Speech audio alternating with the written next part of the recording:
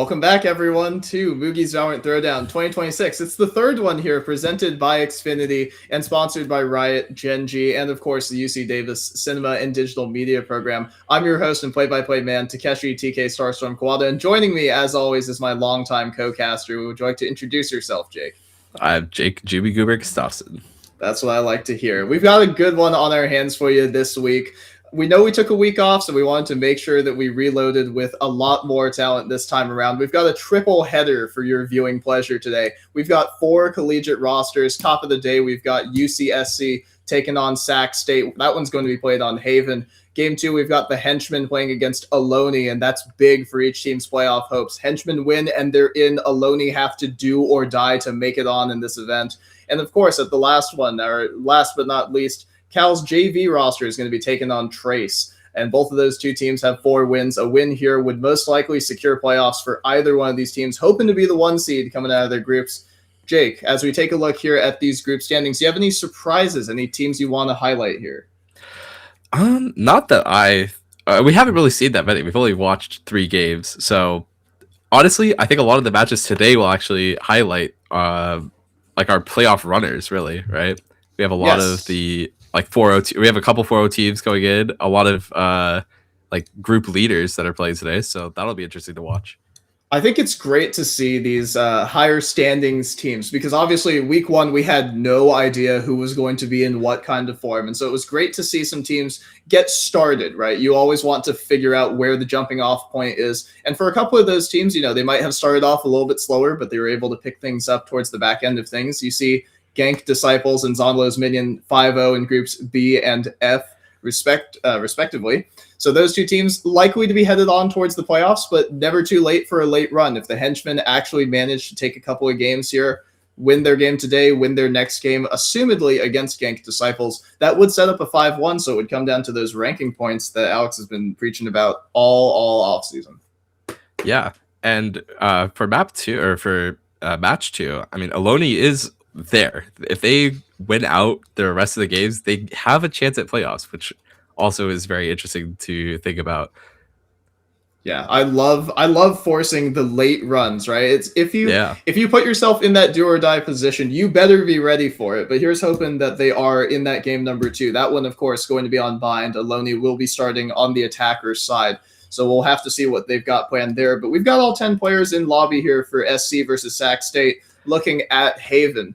So, Jake, as Sac State is going to be on the attack side here, what compositions do you want to see from each team on Haven? Honestly, I think keep it simple on this map. Play for the attack side, in my opinion. I feel like in very, like, just I feel like, okay, it should be organized, yes. But overall, play for the attack side. Try to just make it messy in some ways. 2 characters I want to see, though, or there's 2 options really for smokes, and that's what I want to focus on. It's either the Astra or the Omen plus Viper. I think both ways are fine. I like the Viper Omen a little bit more.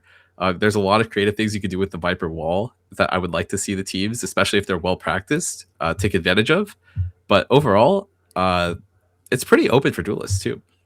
Great. And that openness that we're going to see here, as we have 3 different sites for people to attack, and as we get loaded in, we've got all 10 players loading into Agent Select, and hoping to see some great things here from both of these collegiate rosters. The winner of this match will be 4-1, so they will be favored to win out of their group and make it on to the next stage of competition here. So for Slug, we've got Snow Winter locking in the Yoru. We've got Mikey hovering the Sova Nonsense on the Tejo. Zeke hovering the Omen, and Sun Lucky on the Cypher. A favorite of President Matt here, so we'll do our best not to show any favoritism there. Yeah, and I brought off the bat, you notice there's no Viper for either team, but there is the Omen. So I would say in terms of control, both teams are going to have to like really just take advantage of the limited number of smokes they have, which means you're usually going to want to play faster, or you hit really fast and you have to wait for the cooldowns to come back for the Omen smokes. But overall, I mean, the main difference here is going to be the Tejo versus, I mean, Sac State's pretty standard comp in my opinion. There also is potentially double Sentinel coming out from Sac State.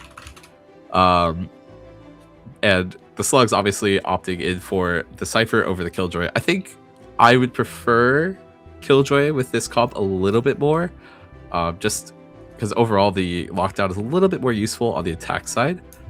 But if Sunlucky is just more proficient on the Cypher, that's, if you want to take over rounds that way. But overall, I think it's nothing too special coming out from either team.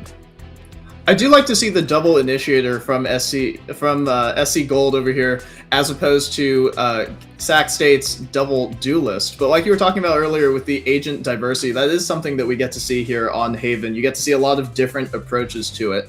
Not sure how sold I am on just the Omen as solos like you were talking about. Do like having some more space creation, but that's where I think the double initiator really comes into play more. And I know you, Jake, are never going to be upset about seeing Tejo. Oh yeah, my beloved. He's back. And I will say though, it is a solo Yoru, and Yoru does kind of double as an initiator for the comp. So am I the biggest fan of it? Not really. I would have rather just see like an actual or more like mainstream duelist like Waylay or Jet.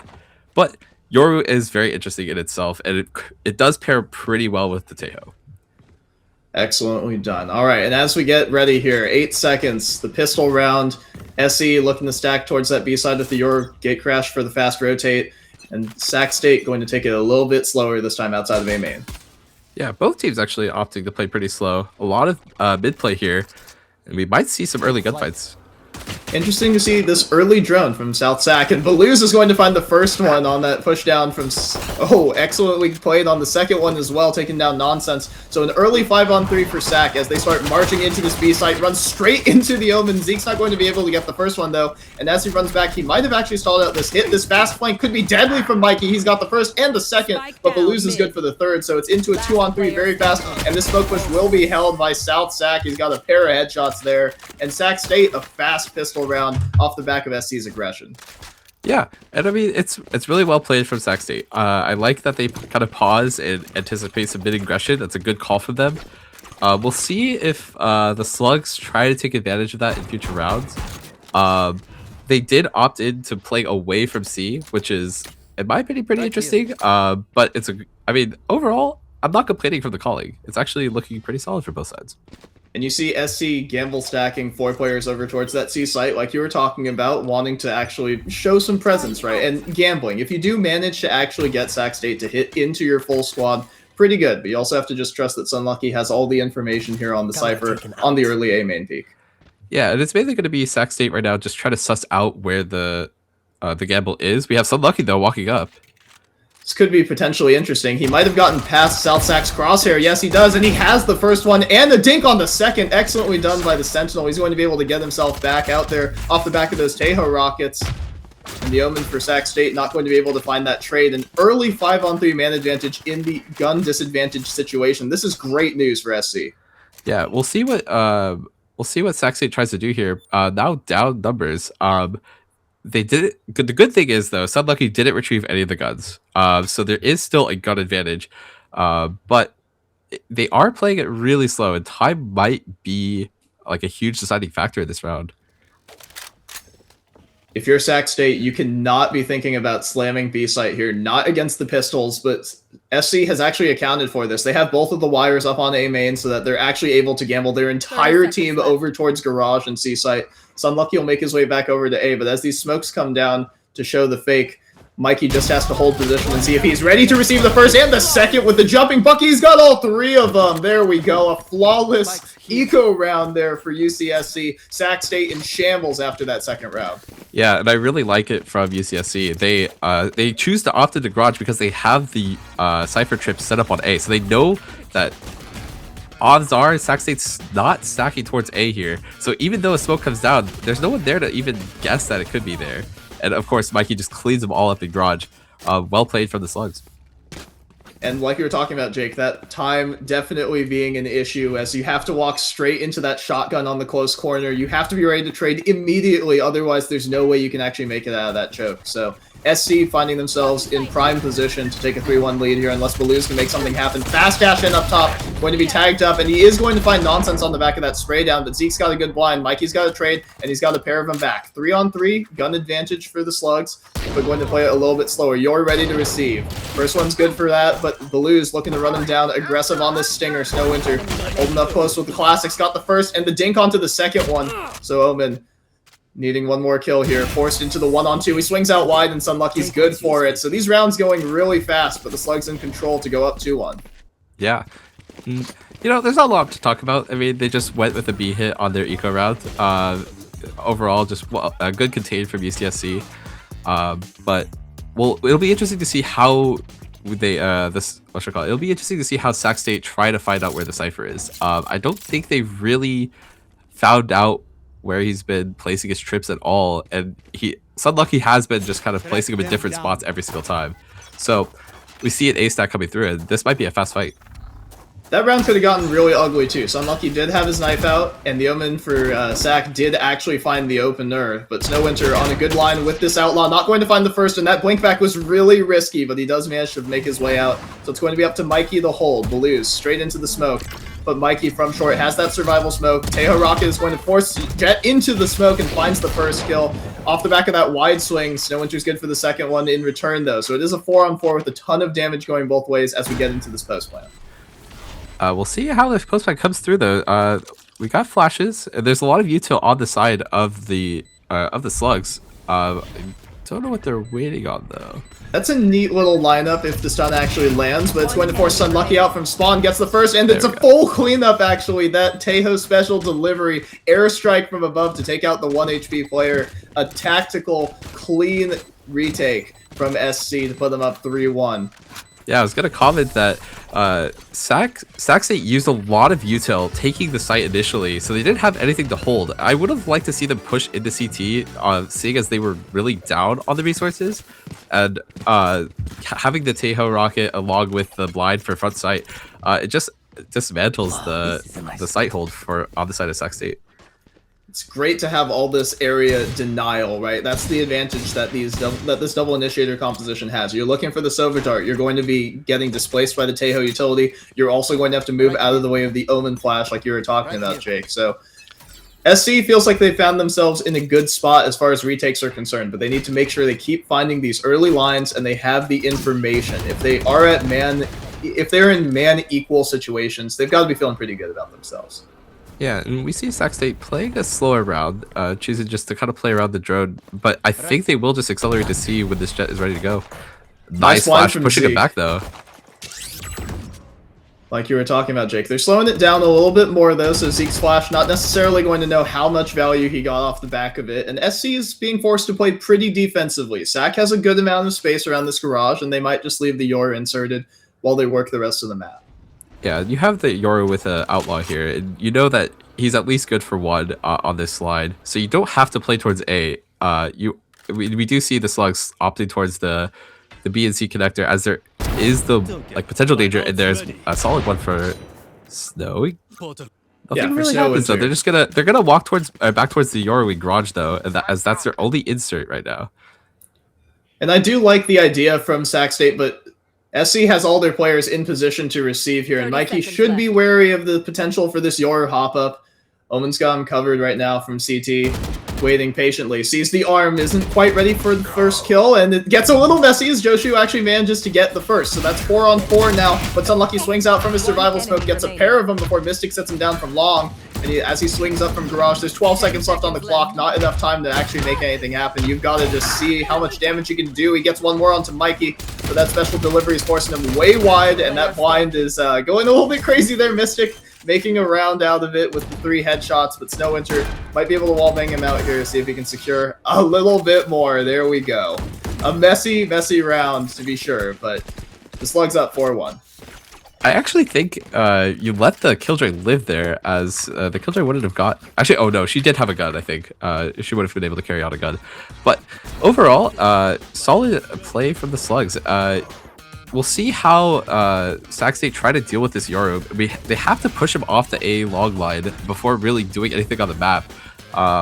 the Slugs are just stacking away from the Outlaws as soon as they get them online. But we see a mid push coming down from the Slugs.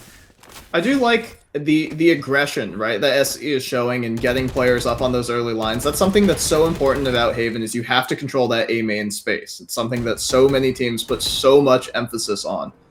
And as you see Sac State droning up into short side, they're taking control of all of this A space themselves. They're trying to threaten Sunlucky's position and force him to actually call over more help so that the rest of the team can disrupt here. Be interesting to see whether or not they heard that gate crash being thrown from bottom mid. Nonsense is going to drone up here. This Tejo not finding a ton of information, but potential for a couple of wall bangs going to be missed out on there. And Sac State going to move over towards A site for this 5-0. Yeah, Sunlucky just has to play his life here. And they'll probably just opt to retake, but it's good that Sac State aren't using much util for this take. They realize that they have the site, and they're just going to control the space. So again, we'll just see it. Like for me, it feels like Slugs are happy with this though. They have all the util. It's going to be the same retake here. Nice. This lockdown is going to be used at a great time, nullifying the dimensional drifts. Sunlucky's got the first one, though, and they're marking all sorts of positions. Sac State doing a good job of holding before Mikey and Sunlucky combine for a pair more of them. They're going to have to wait out the rest of the lockdown, but they've got plenty of time. It's a 4-on-2. They know that the player's detained. Got one in the smoke, and there's one last on short. That's all of them mopped up for SC. Excellently done on that retake. There was a little bit of chaos there. Nice timing on that lockdown, but they just weren't able to hold the site for Sac. Yeah, I really think you have to be willing to trade some utility earlier on in the round. Like, get some of the unrechargeables out from the side of the Slugs, because they're just way too happy to be retaking A here, and that seems to be their overall game plan. You see, like, the B and the C stacks coming through, and you just kind of leave someone on A. They either take, like, a really deep line, or they just play back and wait for the retake to come through. And we're going to see another potential mid walkdown on the side of USCSC, and Sac State will probably opt to fight this.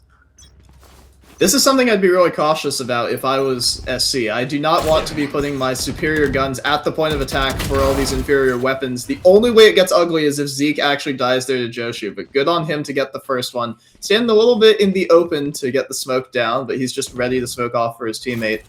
And SC going to take another man advantage here as they reset into the 5-on-4. It'll be interesting to see what Sac State does here. They're going to drone back the Sova. No swings come through. That smoke fade could have been fatal for Nonsense, but Mikey's got him covered, and another special delivery is going to force another Sac State player out into the open. So another man advantage is being preserved for SC. They're not going to push their advantage at all. They have the early spots on all of A, so they've concentrated the rest of their team onto the B and C sites. The smoke comes down, signaling the B hit. Baluz is going to be the first one in. He gets the first, and so does the Omen for Sac. That's going to be a pair of them back. 3-on-3 now. Wallbang onto Nonsense, forcing him to play it a little bit slower, and we have a round on our hands. Yeah, 60 looking to get this plant down. Sorry, Jake, go for it. No, I want to see how much util the Tejo has. That's going to be their main retaking. Oh, Baluz just finds one, though. But one is all that they're going to find for right now. Another fake tap going to come down as Nonsense waits to wrap around. Might have been able to find the timing on front sight, but has a pin in on back gong. Here's the double reload from front. Ready for the first. Mystic good for the trade, though. So 2-on-1. Ties low. And they have the whole map to play with right now. Mikey forced out onto site. He knows that the planter is on this side of the box, but it's a 1-on-2. They're splitting up a little bit. Mikey has the potential for the first, and not quite the second one, but loses that 3-piece. A hero round from him so far. Mikey very, very close on that 1-on-3, basically. But that's the second round for Sac in a spot that they needed so desperately. That's a Sac State timeout coming after a round win, I believe is. I'm not sure if I agree with this. I mean, your team just got round. Yes, it was pretty messy and it came down to a lot of heroics, but I don't know. It's a good momentum and you're kind of breaking it up here. We'll see if there's any like actual game plan change here though. They do seem really lost around mid. I don't know how, or I don't know if they know how to deal with the Slugs kind of aggressive mid pushes. And overall, I think you want to work towards show some C hits here. The Slugs have been really playing towards mid and garage, and I think you need to show some C aggression. But overall, I think the Slugs are just happy retaking, and you're not really showing that. You're not really showing enough early aggression to the point where the Slugs feel the need to throw util early, and that is what's killing Sac State right now. This could also be more of a protocols or reset sort of timeout where you want to make sure that your players aren't going a little bit too crazy off the back of that round win. Because yes, there shouldn't really have been a way that they find their way back into that round, right? A lot has to go wrong on SC's side in order for Sac State to actually have a look back into that round. But yeah, we see a C hit coming through. Okay, there you go. So there is going to be a tactical adjustment. I was just going to say, hey, you know, maybe you want to farm some more ult orbs up, get more lockdowns on the board. There's enough game time left in this half to where you could actually get 2 more. You get this coming one where they're halfway charged, and the second. Joshu's going to find his way all the way through Seaside on that dimensional drift. The Omen ult is going to be into backside as well, so they're going to be given all of Seaside basically for free. And it's going to be another 5-up retake from SC. Nice tag is going to come through here, but the Hunter's Fury not finding anything off the back of that fake tap. No damage, but Nonsense finds the opener onto South Sac, so 5-on-4 the retake now, and Joshu wary of this flank. Yeah, but it wasn't for free. They invested all of their ults into this, and now it's just a 5-on-4 with the Tejo ult up. We'll see if they choose to invest it here, but I mean, the man advantage is huge. Awkward timing on that paranoia there, and so Joshu's going to find the equalizing kill, but Balooz is traded back by Snowflower, and Zeke into the 2-on-1 here from Long. Joshu would have to clutch. It would have to be a 3-piece from him. Almost has the spray down through the smoke onto Mikey, but the bullets tracers betray him on that one. So it's going to be a 6-2 scoreline for SC as the dust settles. This was one of those rounds where it's like a set piece, I feel like, from Sac State. Like, they have all their ults, they know what they're going to do, but as your ult through the garage, I don't know why the Sova ult invested. Like, you see no one on site. There's no need to Sova ult on top of it. You could have had that Sova ult for post plant in this case, or just denying the overall like retake coming from the side of the slugs. But we invested all of the ults on that take, and there's nothing to defend the retake from coming through. So maybe just a missing communication as to like who was on the site, but there was, I mean, again, slugs just happy to play retake. And they've shown that, right? On these early angles, Snowwinter has been so deadly, scoring another man advantage for SC. This has been the theme for their CT side on this attacker-sided map of Haven. They've been showing presence early and often, and it's been the agents that have been able to get themselves back out, whether it's been Sunlucky with the Cypher Smoke or whether it's been Snowwinter with the Yoru Gate crash back over towards the opposite side of the map. SC just feels like they have their players in all the right positions so far. Yeah, it's another great read. There's passive A-hold, and they're just leaning towards garage. And as soon as this flash comes through, we'll see Sunlucky, and pretty much all of the slugs just rotate probably towards garage, as they know this is the only form of aggression. It's interesting to see the Tejo still holding a passive hold here. I feel like you know enough to... Or I feel like you have enough information to know that Sac State's probably playing towards B here, but maybe they're just not convinced that there could be a lurk coming through A. Well, they should be pretty convinced off the back of that smoke that there is going to be a B hit coming, and the smoke at the front of the site is actually going to allow a flash timing through. Zeke's going to throw the flash, but he's going to be spotted out towards Gong. Joshu not paying attention to it, though, and Mikey's going to find a kill onto Mystic. Stixie good for 1. TP up onto high box. Zeke's got to get the first, and there's one more underneath him. Mikey's got him covered. 7 rounds already for the slugs. Yeah. I mean, overall, there's just not enough aggression. There's like nothing really pushing the slugs to react in any way. They're just comfortable waiting for the site hit to happen, and just, I mean, look at it. They're just shutting down the take at literally at the stem of what's happening. There's not really much to comment on in terms of what Sac State should do differently, other than they really need to like find something earlier. Like the slugs aren't really giving much, so you shouldn't be investing too much util early. Yeah, so at the same time, Sac State needs to switch something up here, whether there's just a faster take off the back of the initial contact so that you know that you can overwhelm something, or if you're actually going to keep playing the slow game, you need to be breaking this utility early and often. Trade the shock darts for those tripwires, right? Find more information and give yourself opportunities to play through. Balooz is going to find his way onto top site, not going to be taken down on that pre-fire, as will Sunlucky taking cover in that Omen smoke up on Heaven. Another 5-on-5 post plant. And this time the lockdown's going to be invested really early. It's way too early. I think the slugs could just walk away and then just site hit right after. Time will be a concern for them, but I mean, overall, you have so much util here to come through. You have both Yoru flashes. I'd imagine you have both rockets as well. We're just going to have to see the site retake. The other thing is Sac State did not take any space off the back of that lockdown. They're still just playing their default positions. Good stall from the Killjoy Molotov, and that Omen Paranoia is going to make holding site a little bit harder. Rockets come through on South Sac. Trades are coming through both ways. Sac State actually in great position here. A 3-piece from Joshu looks like it's going to be enough to save the round. Snowwinter has to run away here with this operator. Six is going to TP all their way back out. And that's a third round for Sac State in a round that didn't look super hot for them starting out. They did a great job holding. Okay. I think maybe you probably want to toss the operator to someone else if you're that Yoru. You want to be on site flashing for your team and having the operator come through like behind you. But I mean, overall, I mean, good site hold from Sac, and we'll see if they lead into that more. I want to see them re-hit this A site, and UCSC might be more inclined to have some more defenses there, but that was a good look from them, and I would hope that they end A here. I want to see them kind of push back Sun Lucky a little bit, show some pressure, and then end A, but we'll see what happens.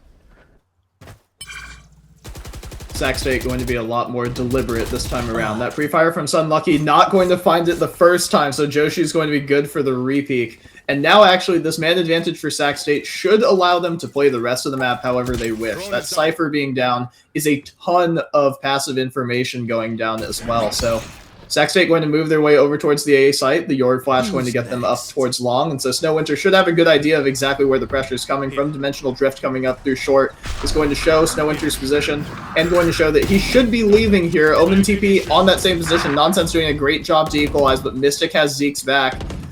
Snowwinter going to equalize again. 3-on-3 now. The wide swing from Nonsense is going to find a lineup now, and Sac State was in such a great position. Good for the first is Mystic. Ready for the repeat, but doesn't quite find the second one. Off the back of it, the wall bang's going to be good. Nice tag coming through from that Sova drone. UCSC back in control, 8-3.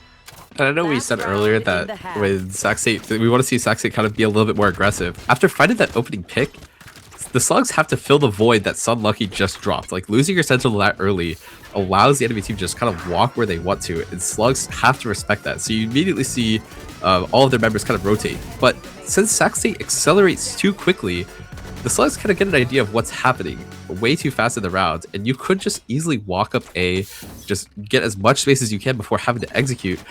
And that's what kills them here. Is Slugs are just able to figure out way too fast. Is another great opener. That is a brutal VAC level shot there. Yoru Diff and all chat for SC. Another man advantage going the way of the Slugs. They're just going to keep playing this one nice and patient. So that same contact sort of theory that you were talking about, Jake, that's what SC has been doing in spades. Yeah, but I do like this. They are just opting to put their players long. They're going to shoot out the drones. So now the Slugs have to respond to it. But I do like that from Sac State. They should just back off. They already showed a lot of pressure towards A. But instead, they're actually choosing to... I don't know what they're doing, actually. It's pretty indecisive here on the side of Sac State. But they do have a nice lurk from Mystic here. Well, Mystic is going to have to break some utility first, right? To be able to show some of this presence, you have to sell that you have presence somewhere else and force some of that A play. But all the utility has been taken away from A side. Without the Yoru threat of the fast rotate, you know that there can only really be one lurker max. And so where there's smoke, there's fire. Baluz is going to be going straight into that smoke, going to have rockets thrown at his feet. Held at the side site right now, blinded by that paranoia. The shock's going both ways. Tons of utility being dropped on Gong. So nice equalizing kill on the Omen there. No smokes for SC. 4-on-4 now. Stixie gets his plant down. Dimensional Drift's going to be invested early. Mikey finds another kill onto Mystic. Known positions on all of Sac State. Stixie finds one more anyway. South Sac going to chime in there. Nice call on the time, Jake. South Sac's covering well. Sun Lucky not good for it. South Sac finding all three of them right there from way downtown. And so going to secure that fourth round for Sac going into the half. I was going to comment, I did not like the B hit there. You have man disadvantage, and you're choosing to opt into the site where the rotates can come through fastest. But it does work out for them. The shots go their way on the site hold, so maybe that's what they were hoping for. Overall, I would not like to see that on this defensive half. You're behind, you need to, with the double duelist, you need to play aggressive on the early lines, but we'll see how they choose to play it. It's brutal. So Unlucky had a chance there. Both of the remaining Sac State players very low. Swung out a little bit too wide, obviously going to be in anticipation of the potential of a re-swing from the front site. But a really messy round there, like you were talking about. Would have liked to see SC regroup with the Yoru and use the drift to clear out positions for the majority of their players, not just playing the single players here. And that's an interesting wallbang angle. I'm not sure exactly what they're pre-aiming there. Snowwinter is going to be moving up off the back of that drift. Yeah, it's just going to be a B hit. The nice flash delaying the hit as the rotates come through. They are going to go to Garage, though, and it'll just be Garage to C for the side of the Slugs. I mean, this is pretty much the reverse of what happened on that first round, right? Mystic going to stuff them at the point of attack, though, and so that is a similar callback, like we were just talking about, to how the pistol started, how this map started, where Sac State took control of the pistol round, got themselves up in a massive man advantage. Zeke's going to have to fight his way out here with Nonsense walking up on this close line. This could actually get really messy if Balooz goes a little bit too wide. Nonsense is good for the first one with that right click. Does he push his luck at all? Stixie looking to push up here. Good kill by Zeke. Nonsense gets one more as South Sac trades it back, so it is into the one-on-one. Stixie would have to clutch here against Nonsense. Has a good idea of where they are. Drops the ghost and gets the one tap there onto Nonsense on the hop up. Unfortunate timing there, but an excellent clutch from Sac. Good job by SC to make that round competitive, even in that 2-on-4. Yeah, I mean, honestly, a little bit of heroics coming out from both sides there. Mystic with a nice collat as they try to enter C. I think it was a collat. It definitely felt like it on the kill feed, but overall, it's getting gluey. I cannot lie. I think both teams just have set ideas for what they want to do in the round, and it doesn't seem like they're adapting well to what information is being given to them. I would like to see the Slugs kind of move away from just hitting B on the outright. I think both teams tend to favor towards playing towards the middle half of the map, but it's a nice outlaw angle from Balooz here. Middle half, Jake. We've got 3 sites on this map. We only got a third of the map to play with if we take the mid control, but SC is going to stuff their way up through Garage nice and quick here, going to throw some rockets off. Stixie is going to be tagged here, throwing that paranoia to stall, but no one's actually home off the back of it. Snowwinter's firing some warning shots there through the smoke, but SC has brought all of Sac State over towards this side of the map, but they're not actually in a position where they can take up space. So maybe they're going to feign the insert the same way that Sac was trying to use the Yoru in Garage about 12 rounds ago. Other than that, now Sac State feels like they have a great contain setup. Yeah, but the Slugs are just gonna wait and hold. 60 with 1. Not sure how much I love that opening peek, right? Things can get messy if you do get run down here. Mystic has the cover, though. The run and gun with the Spectre is brutally effective against these unarmored opponents, but the pistols are going SC's way again. They're threatening to wrestle this one back. It's a 2-on-1. Nonsense good for the first as well, so it's another 1-on-1 situation. And this utility for the Sova, you have to feel like South Sac is going to be favored in this matchup. It's just a classic for Nonsense. He doesn't even have the spike. South Sac going to walk his way around into Garage. Outlaw's going to be picked up, but it's only on 1 bullet right now. South Sac is light armored. 20 just seconds. Has to play the time. Yeah, you have to commit here if you're Nonsense, and South Sac knows that he's running up towards site. Will Nonsense be ready for this peak? He's beaten the timing, but Nonsense is good for it anyway. A whiff by South Sac is brutal, and it's another second round stolen away by SC. I mean, Stixie peaks early there, and it does. I mean, it goes his way. I don't know if I really agree with it, because that could have easily lost in the round. And the Slugs were just pausing because they know Sac State have to reinvest towards A, and it does work out. For them. You saw Sac State kind of guessing like, oh, maybe it's not a B hit. Maybe they are working towards A because it took so long for them to hit. But Stixie just peeking like that.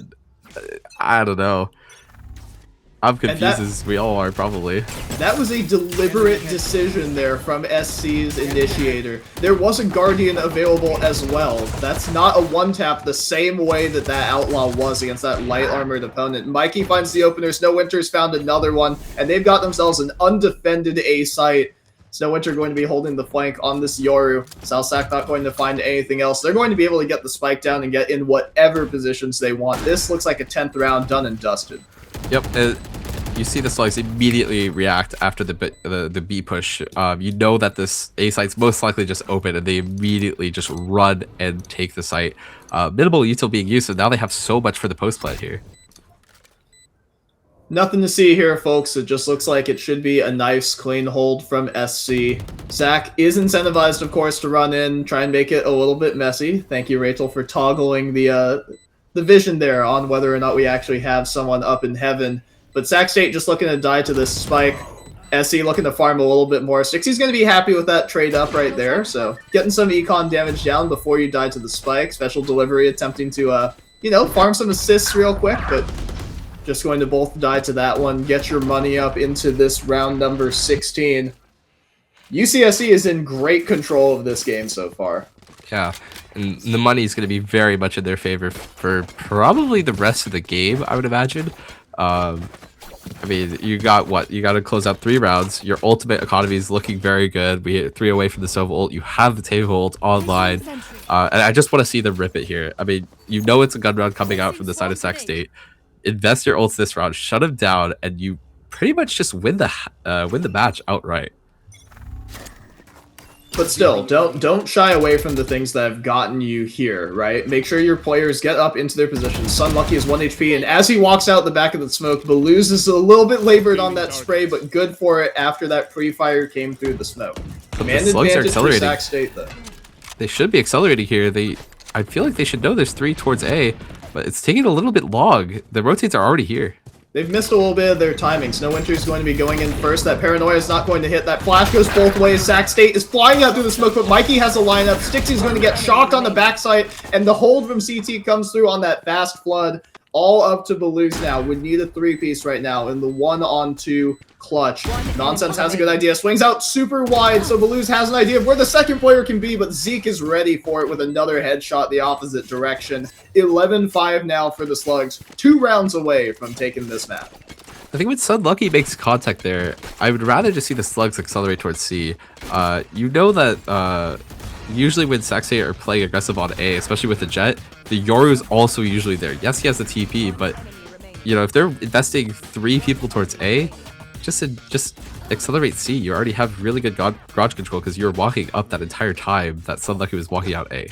But again, 2 ults now on the side of UCSC to close out this half. Also worth noting, something you don't usually think favors the attackers, when Zeke only has 1 smoke to throw, and he throws it for Garage, leaving Snowwinter to find another opener on Balooz, as I'm talking about the previous round. They did not have a smoke on CT during that take on C-Site last round. Because of that, Sac State felt that they had the space to be able to flood out fast off the back of it, and they got colladed by Mikey, slammed down into CT. And so now South Sac's going to have to drone desperately to take more of the space back from SC. But they have the entire map to work with and a man advantage, and they have Killjoy way out of position here. Yeah, and UCSC are just probably going to do a C hit here. It's unlucky, though. He might get caught out. Oh, these shots are so unfortunate, but the spray down is equally unfortunate. 60's going to be good for the trade there. A ton of damage going back down Sac's way. But SC going to plant for long. They have all of C-Site to work with here. They have Outlaws on long angles. They have rifles against the unarmored opponents here. Joshi would need something massive from CT. Nonsense pre-firing into the garage. 3-man hold. Snowwinter's good for the first one onto his opposite number. Good for the second one as well. No damage taken. And it's just 1 HP left on Stixie. The best they could do is hope to save a rifle here. But if they actually go for the round, it feels like Snowwinter probably good for it. Anticipating the TP, but not going to find anything more. It looks like the Slugs will have 7 opportunities at match point here as Zeke shuts it down. And again, you now have 3 ultimates on the side of the Slugs. Table hold being invested. I don't hate it. You just want to secure rounds at this point. But again, it's just going to be very hard for Sac State to close it out here, especially against 3 ults. These are 3 very strong ults, Sova ult and the Cypher ult. So you just need an opening pick that you can most likely just find with the Outlaw. I don't know if Sac State has enough to buy full armor, but they should, knowing that Snow actually still has the Outlaw. But I don't know the economy on the side for the Sac State, but we see some pretty... the Slugs are just working towards C again. And they should, right? They found something that works well for them. Displacing this Killjoy early. Baloo's finding the opener onto Snowwinter. That's an important man advantage, something that Sac State has had precious few of this game. Yeah, was that I don't know if that was the smoke, but 2 kills are already going Sac State's way. And they should be able to close out this round. Maybe that's a bit of a caster curse, but overall, it's looking really solid for them. They have the Jet on C log, so they know they don't have to worry about it too much. Killjoy is just holding garage, so Jet doesn't have to deal with 2 angles. And now Slugs are going to be forced to probably go mid as they lost the A fight early. And they don't actually have a tremendous amount of utility to work with here. This smoke from Stixie is actually going to allow them the opportunity to work up into the smoke and potentially find a timing. You have smokes to go both ways. You have a shock to break this util. The Paranoia is going to be invested off the back of that alarm bot, but Sunlucky is up in an advanced position already. If he can find a kill through one of these smokes, Hunter's Fury is going to be invested by Sac State. Just looking to hold the sides of each site. The smokes only last for so long, though, and Mikey hasn't gotten the spike down. Time is not of the essence right now. Sac State can afford to play this nice and slow here. Zeke's going to get pinged out on front site. Wallbang not going to come through. Great Paranoia is going to stall that one out. Sunlucky finds the first. Zeke finds an equalizing kill, but Stixie and South Sac are going to combine for a pair of them. It's all up to Mikey. In a 1-on-2 situation, you got to keep the rifle out. I know you're talking about the ult Jake, but he's got 18 bullets to his name right now, and he's got the hold on the front sight. Mikey almost has another lineup, has a shock for the first one, ton of damage down on it, is going to throw a second one, kills South Sac, and that's a ton of damage down on the Stixie. Mikey swings out and around, but shut down by the Shorty. Ridiculously close round by Sac State. I thought SC was going to be able to take it off the back of those darts, but the first one only hits one member. Yeah, the huge, just getting the half of the spike there probably allows for Stixie to close it out there. But, oh, it got way too close for a 5-on-3 just site retake. Great Paranoia coming out from the side of the Slugs that even, it probably just allows them to even get to the point where it's a 1-on-1 situation at the end. But, again, it's up to the Slugs to close it out. 4 ults now on the side of the Slugs. It'll be very hard to hold this back. Well, Sac State does have a couple of ults of their own, but they're more retake focused, right? Rather than being more straight hold. The Dimensional Drift by SC is going to be invested, finding the first one, and so that's going to force the Yorid to teleport out for Sac. Another pre-fire is going to come through on that Hunter's Fury, but no more damage is going to be found. SC taking their sweet time getting up into position off the back of that drift. Maybe worried about a Garage Flood. Shows they don't have a ton of information there, but Sunlucky has this late lurk. It's going to be another 5-on-5 retake, and that lockdown is going to be invested now for Sac. So Lucky just has to play his life here. The Sac State has to be so worried about the potential play coming through, and he's basically just going to wait to break this Killjoy trap, but Sac State have the chance to accelerate. And they've forced everyone off of the site. They have a smoke on the long line, maybe not ideal. You want to smoke the bomb usually, but Joshu's going to be good for the next one, and so is South Sac combining to take down Snowwinter. Mystic's got the round. There is nothing more to be made of it. A good shot by Sunlucky, but he's too late to influence the rest of the round. And so, a ton of ults invested, like we were talking about from both sides. 12-7, 5 rounds to go for Sac. Yeah, I think Slugs just underestimating how much time they really have. You see Sunlucky is way too far from the action to really make a part or really make a difference in that round. I would have just liked to see them sit outside Garage, seeing as the Killjoy was going to come down. Yes, you might have to fight into Garage, but you need to buy your team time now to get back onto site after the Killjoy goes through. Slugs changing up their approach here, but it's a good round for a B push here. Be careful. Not sure if that drone actually saw Joshu, so he might be able to work down, and Stixie's going to be good for another opener, taking down Mikey, the top frag of the lobby so far. Excellent work from the controller for Sac. Nonsense going to equalize it onto Joshu. Maybe had a bit of an idea about the secondary walk down. And that Yoru being taken down early is big, actually. Before Balooz takes down Nonsense towards mid again. But South Sac might find a timing here. We'll see if Snow is aware of it. It doesn't feel like he's going to be ready. He swings out wide and he gets it. It's a 4-on-2, another man advantage for Sac. Nice drone's going to be spotted out by Sunlucky. Has the dart. Not sure why we have so many Sovas jump swinging with these darts to try and take some more space. Just stalling right now. Zeke is going to teleport past the smoke after he takes down Stixie. Oh, off shot, potentially through the smoke, goes a little bit wide. Zeke's going to be forced out of that smoke off the back of that one, but they see where Sunlucky got off to in the corner. He's good for the first, not for the second, but Zeke in a 1-on-1 has the teleport. Mystic has to think, did he go up, did he go down? Mystic is ready for it. Zeke, a big whiff right there that could have closed out the map. Brutal, brutal round for the Slugs. Excellent job by Sac State's Sentinel to close that one out. 4 rounds the difference now as they look to mount this comeback. And now I've been harping on how many ults the Slugs have, but now they're down to 0 as a timeout will come through on the side of the Slugs to figure out how they're gonna tackle this. Honestly, I don't feel like the calling's been bad. I like the calling. You just need to clean up like just the small things at this point. maybe you go back to playing a little bit slower, right? You take your time, try to figure out where the defenses are. After nonsense evens it out there, I feel like you should play towards. I feel like you should play towards C, and as weird as that sounds, you no longer have the mid control on the side of Sac State, so they most likely have to fear Garage unless there is a player there, and it's usually the Killjoy. But you have so much time. Just let the round breathe. Let Sac State have to rotate, figure out where the attack's coming from, and as they're doing that, you just can gear up for a C hit. Instead, they just immediately kind of accelerate towards A, kind of show their hand too early, and Mikey just has a really good timing just to walk down, and he finds the timing onto the Yoru there that allows Sac State to close it out. And out of this timeout, Jake, do you want to see something faster from SC, or do you expect to see something a little bit more measured here with this light buy? I would go with either. Truthfully, I think if I'm on the side of Sac State, I would play it slow. I would kind of just like to see them collect ult orbs, get your ults back online. But a fast site take I wouldn't be opposed to it either. It really is. Nonsense is just dead. I don't know about that.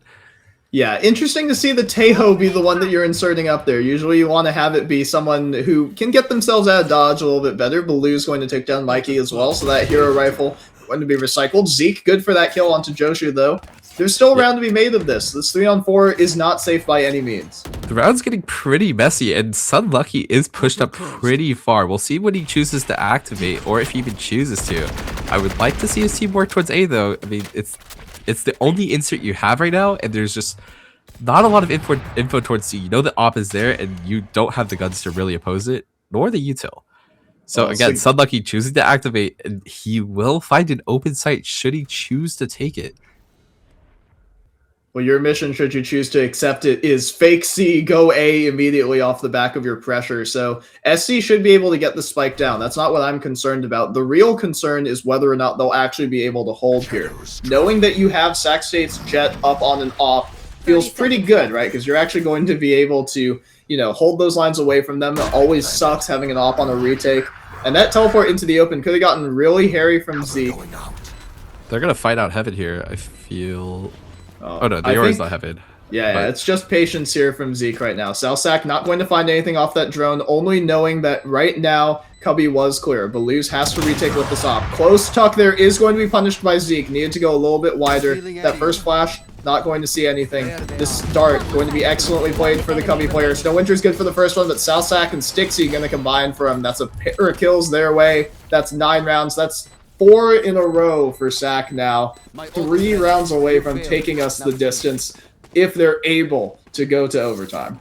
You have to imagine if the first kill goes the way of Sac State there, maybe that looks a lot differently.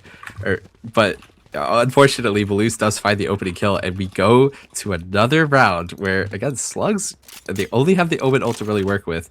I don't know how many ult orbs off maybe like the Tejo is. I feel like he should be close, but overall, I mean, Sac State are playing really well right now, and they're turning up, albeit maybe a little bit too late. The Slugs opting into a fast A hit, probably off their early positioning here.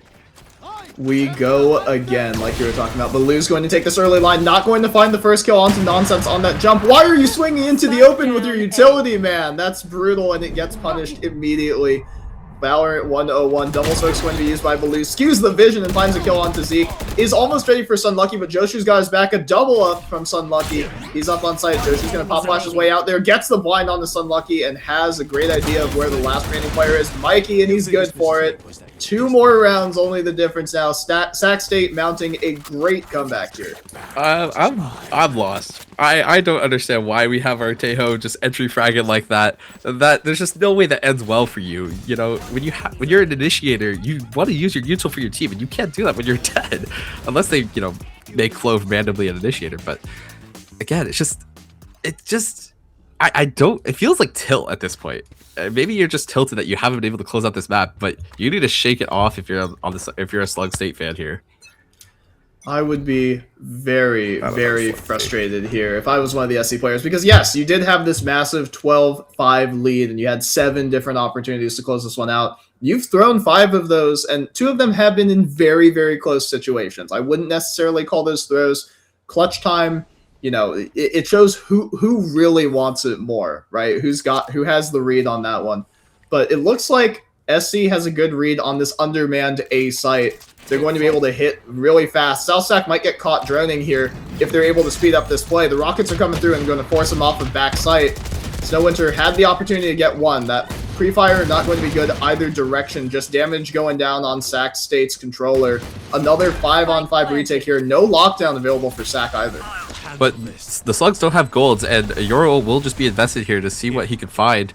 He will just see deagles being held out, so we'll see how this Sac State chooses to go through here. Dives being popped. We've got guns everywhere. Baloo's going to jump right through. Whiffs the first one, but good for the second shot. Nonsense going to trade it back. South Sac equalized it into a 3-on-2 now. Held on front site. He's just running out into the open. Nonsense looking a little foolish the last couple of rounds. But from 12 to 5 to 12-11, Sac State has brought us back. They are 1 round away from going to overtime. We go again. Oh man, for Sac State to come all this way, I mean, the momentum is definitely on their side. I believe the teams are only allotted 1 timeout, though I mean, if they had a second, I would have liked to see UCSC already call it.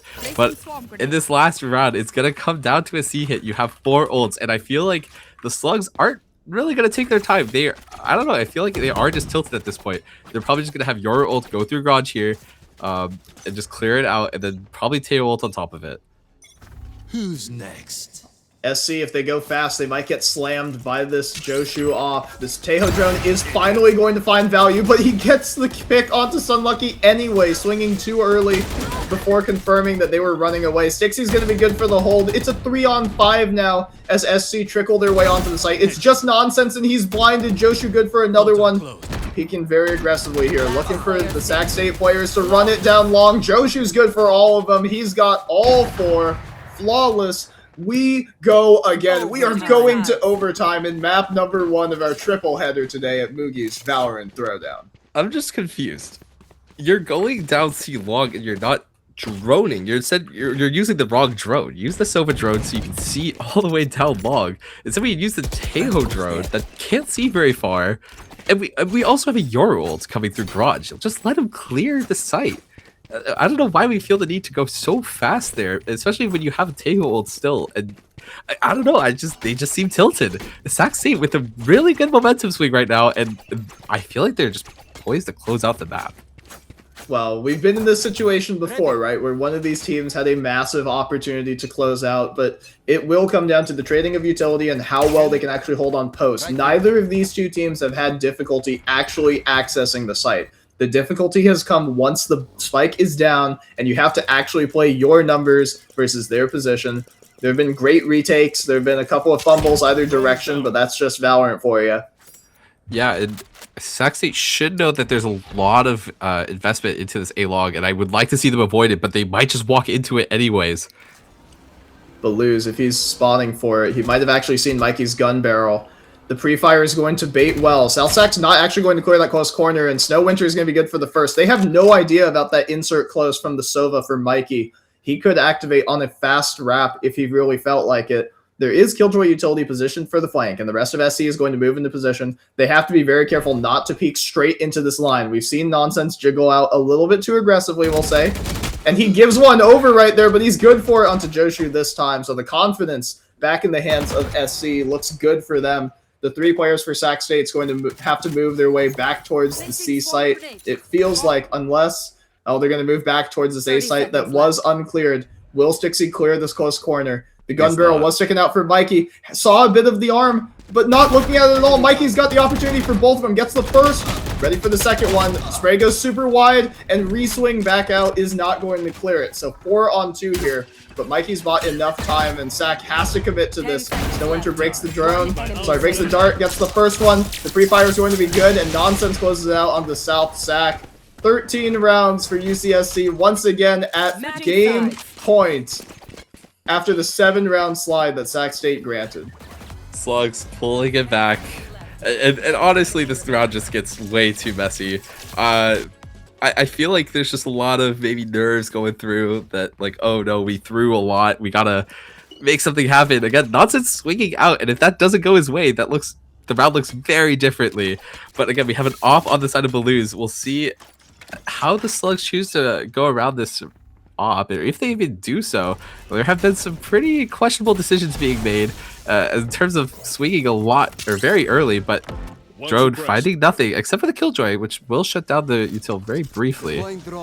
SC is not actually in position to capitalize off the back of it. Mikey's drone's going to be shut down immediately.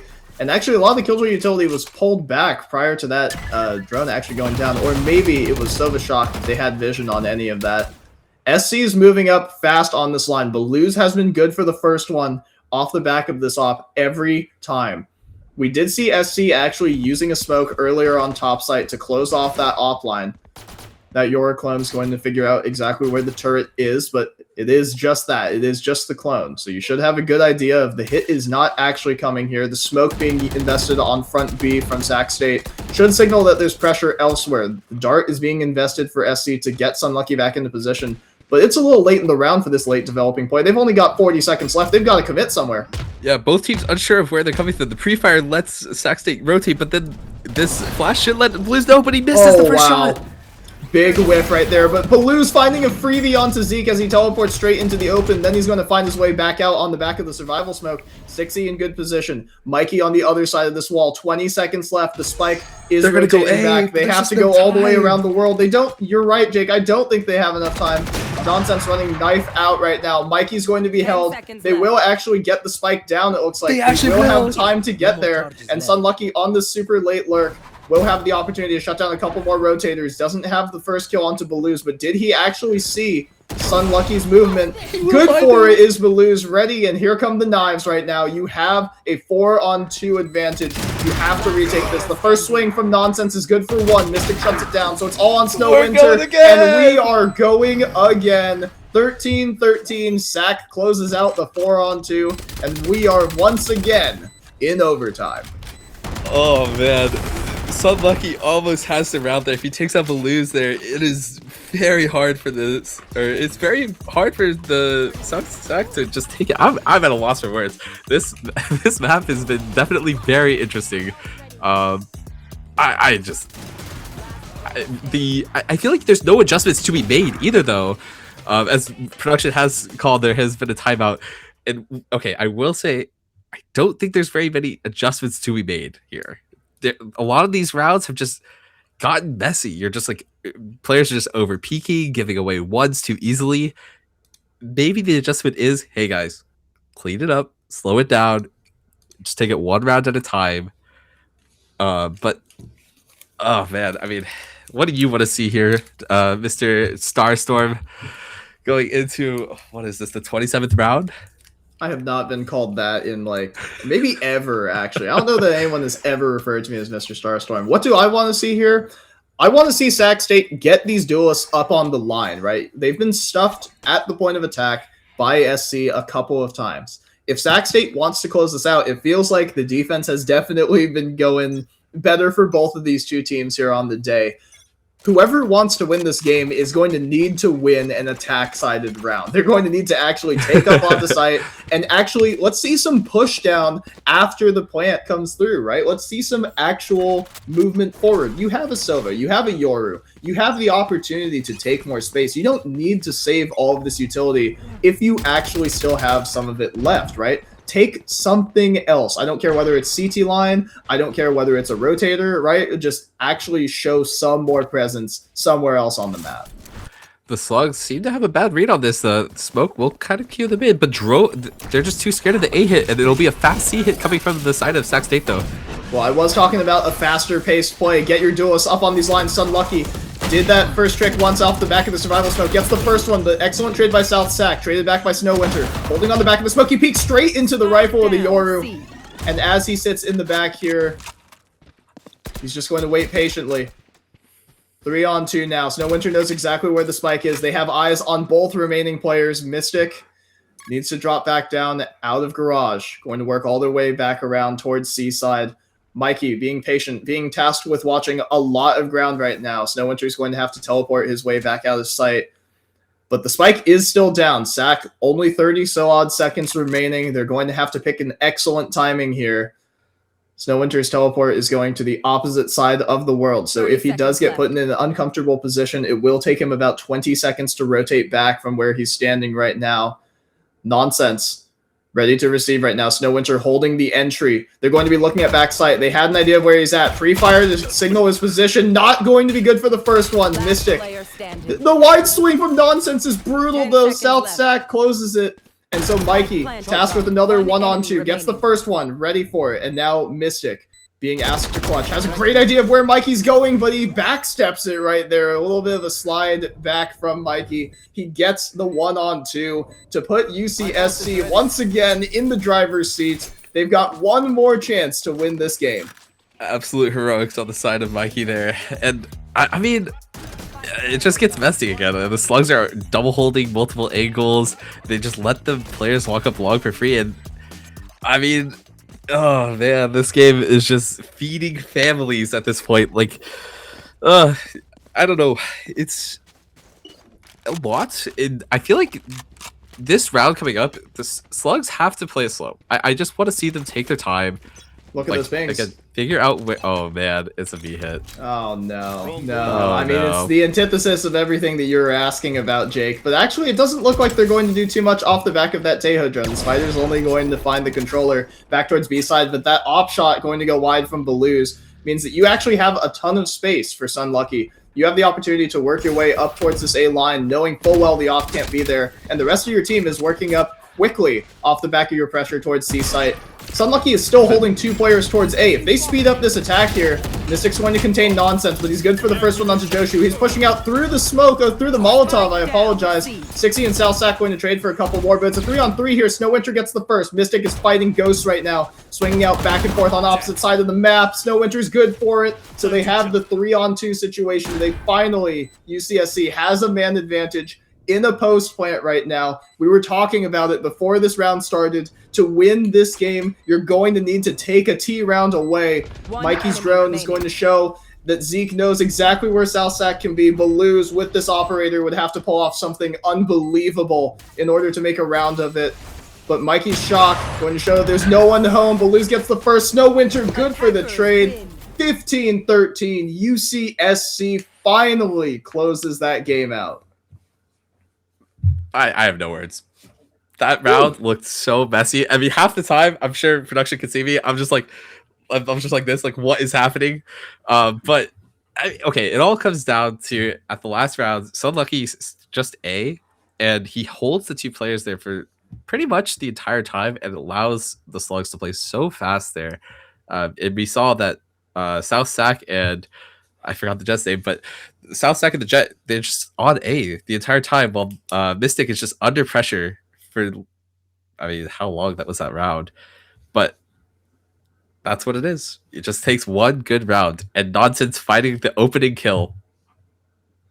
Yeah, I mean, about that opener, yeah, I can't say I really fault Joshi for not being fully ready for that. I mean, how many players are actually pushing through Killjoy Molly? Like, that is a lot of damage that you're going to take if you're actually walking through onto that angle.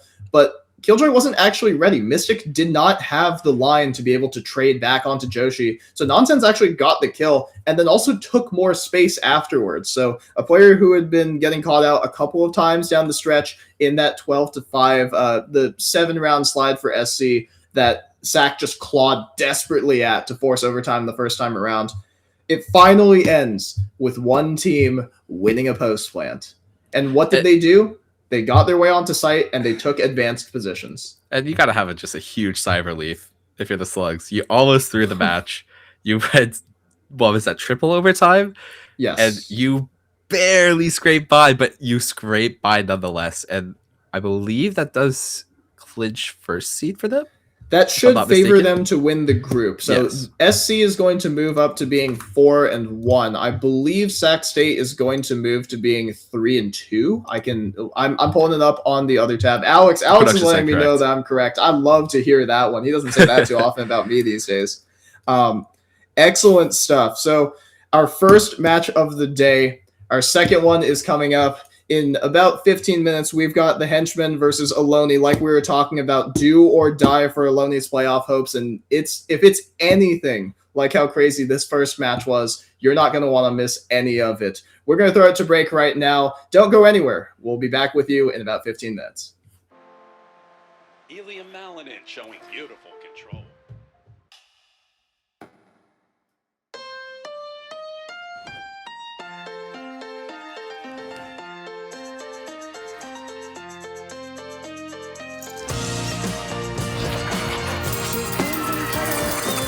She's clearly a crowd favorite. The most reliable Wi-Fi at one price for 5 years. Guaranteed. Xfinity. Imagine that.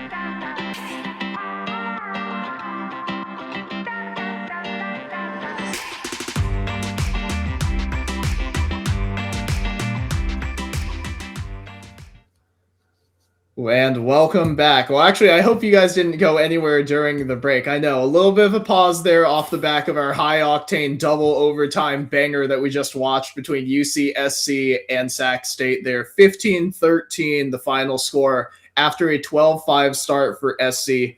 Crazy, crazy match that we just watched, right, Jake? But we're moving on to game 2 here on Bind. We've got the Henchmen taking on Ohlone here. The winner, if Henchmen win here, they most likely secure playoffs for themselves coming out of this group. But if Ohlone manage to win this one, they are still fighting for that playoff position. Jake, we saw the Henchmen play the last time we were here on broadcast. What did you like about what you saw from them? How did they feel? How did you feel like they looked? Like, did you feel like they were really dominant? Like, obviously 13-1, right? Yeah, I was gonna say they were extremely dominant, but I will say I don't know if we really got to see much out of them. I think from what I remember about their match, it almost felt like maybe around the lines of 7-1. They kind of just went full aim, no brain, and then just cruised through the rest of the rounds. So I don't think we've really seen much out of them. Their first, like I said, against Bonkai, extremely dominant, very simple for them, and it'll be interesting to see if Ohlone puts up any more of a fight. Yeah, and obviously Ohlone, like we were talking about, this is do or die territory for them. They need this win to stay in contention. If we take a look at the groups real quick, they're both all these teams, Bonkai, the Henchmen, Ohlone, they're all far behind Gank Disciples. No worries. Obviously, production just letting us know, not updated, right? You see SAC and UCSC, Slug Gaming over there, with their spots should be reversed now. Slug Gaming 4-1 and Sac State moving to 3-2 off the back of our earlier action here at Moogie's VALORANT Throwdown 2026. The triple header here presented by Xfinity. Ohlone versus the Henchmen, like we were just talking about. Ohlone needs to win this. The best record they can possibly hope for now is 3-3. They need to win out in order to give themselves a chance at the second stage. Yep. And if you're on the side of the Henchmen, obviously if you lose this match, you just need to win your next one to cinch second place here. But it's a big match for both these teams, especially considering getting out of Group B. I think overall, going to Bind here, I believe the first match was on Abyss for the Henchmen, and so this will be a new look for the Henchmen in terms of what we've seen on the broadcast.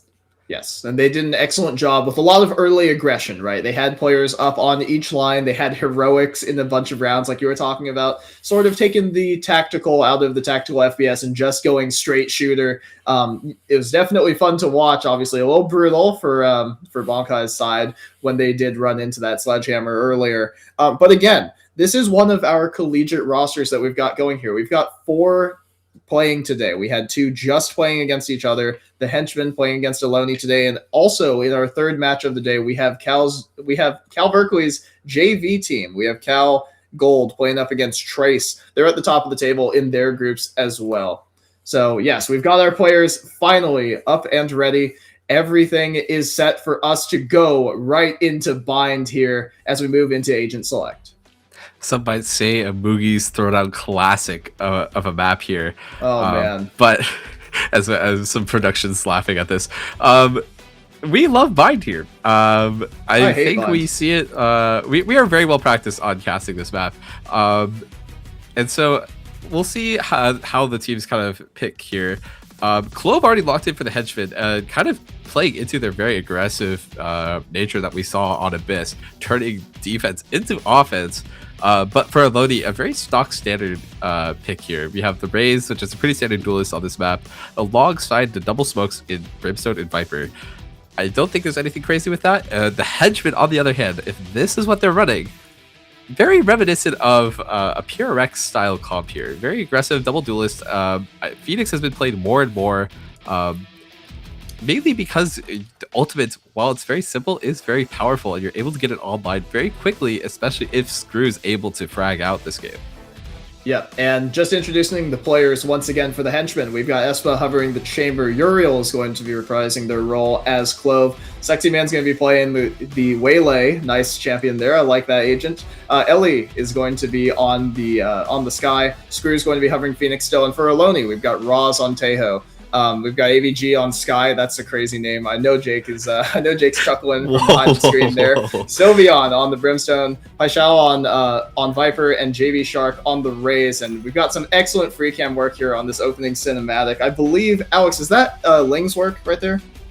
It is Ling's work. Excellent. So Ling shout out here, even though he's unfortunately unable to make it here today.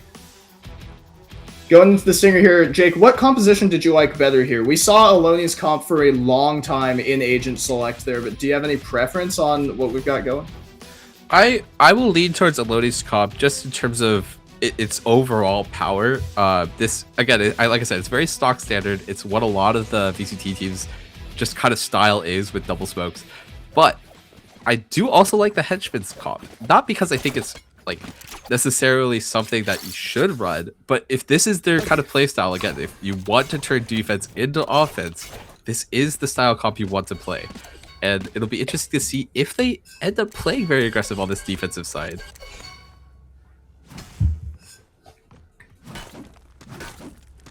As we potentially have some technical difficulties, but overall, we're gonna see Ohlone play for A at first here. The dog being invested very early. Sexy Man will find it.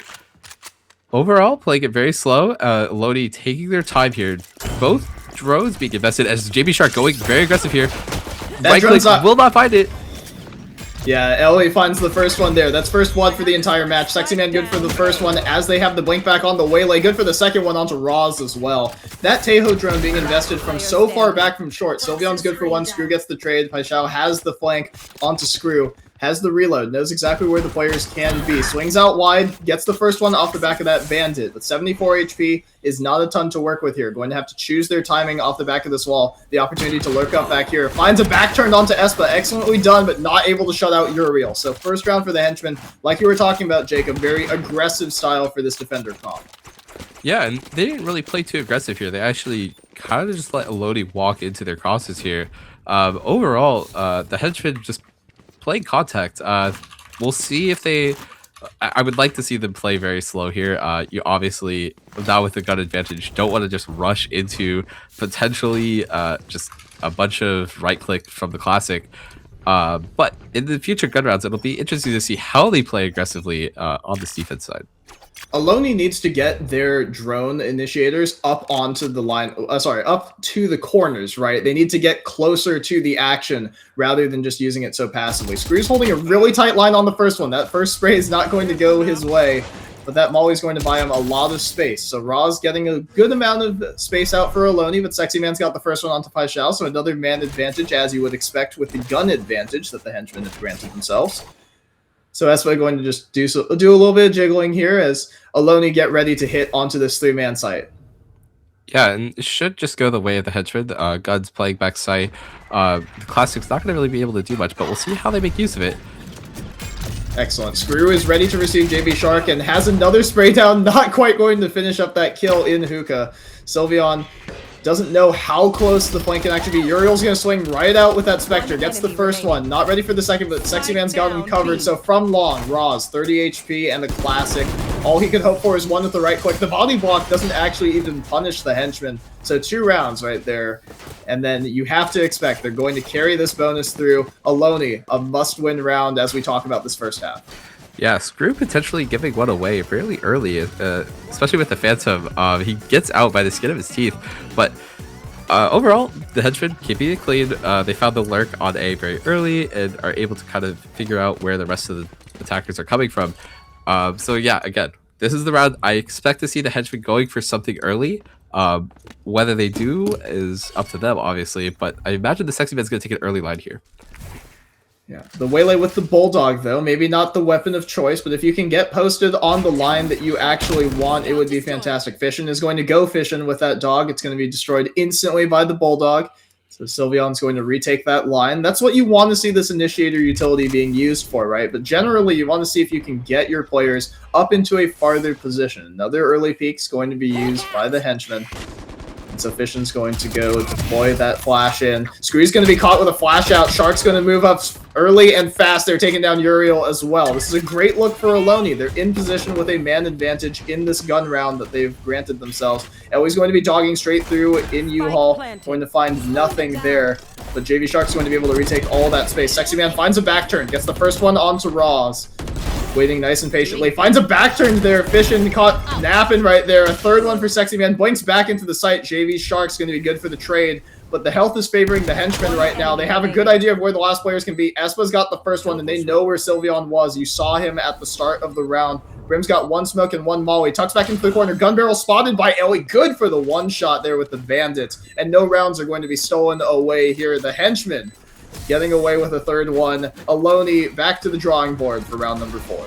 And the heroics begin. A Sexy Man with a great just 3k here on the round.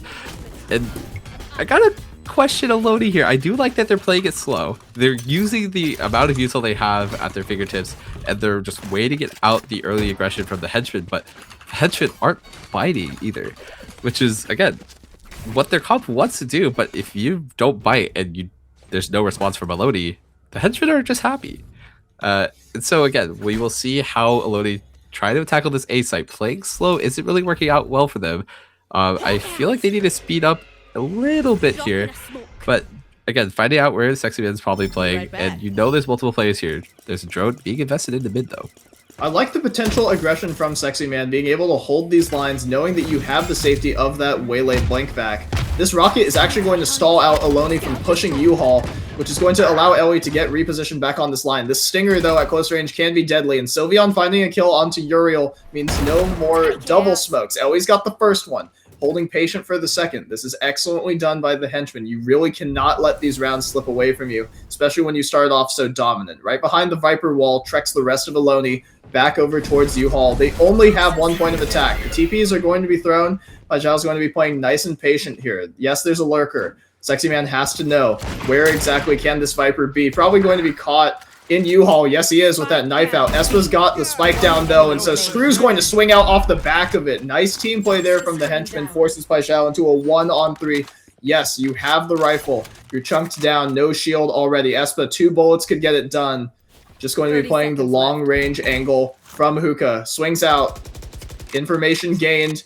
Position located. Espa just has to be nice and patient. You have 20 seconds left. If Bajiao actually wants to give this one a run, you have to get the first kill immediately, and you have to stick it towards this site. That flash is going to buy a little bit more time, and Espa's done enough to burn out the clock. This is a 1 round for the Henchmen. Yeah, and it's going to be a save from Bajiao. I mean, you're not going to have great economy going into this next round, and so every gun's going to count. Oh, he might. I don't know if we'll see one more swing here. Instead, we'll just hold. So, again, I'm not too surprised by what's happening in this round. Ohlone has a good idea to start, but taking the TP, you're just way too long in terms of getting onto site. I would have liked to see maybe have someone walk up Hookah before you TP. You have so much time to play with there, and you don't need to rush like your decision there in just terms of like, okay, we're going to all TP.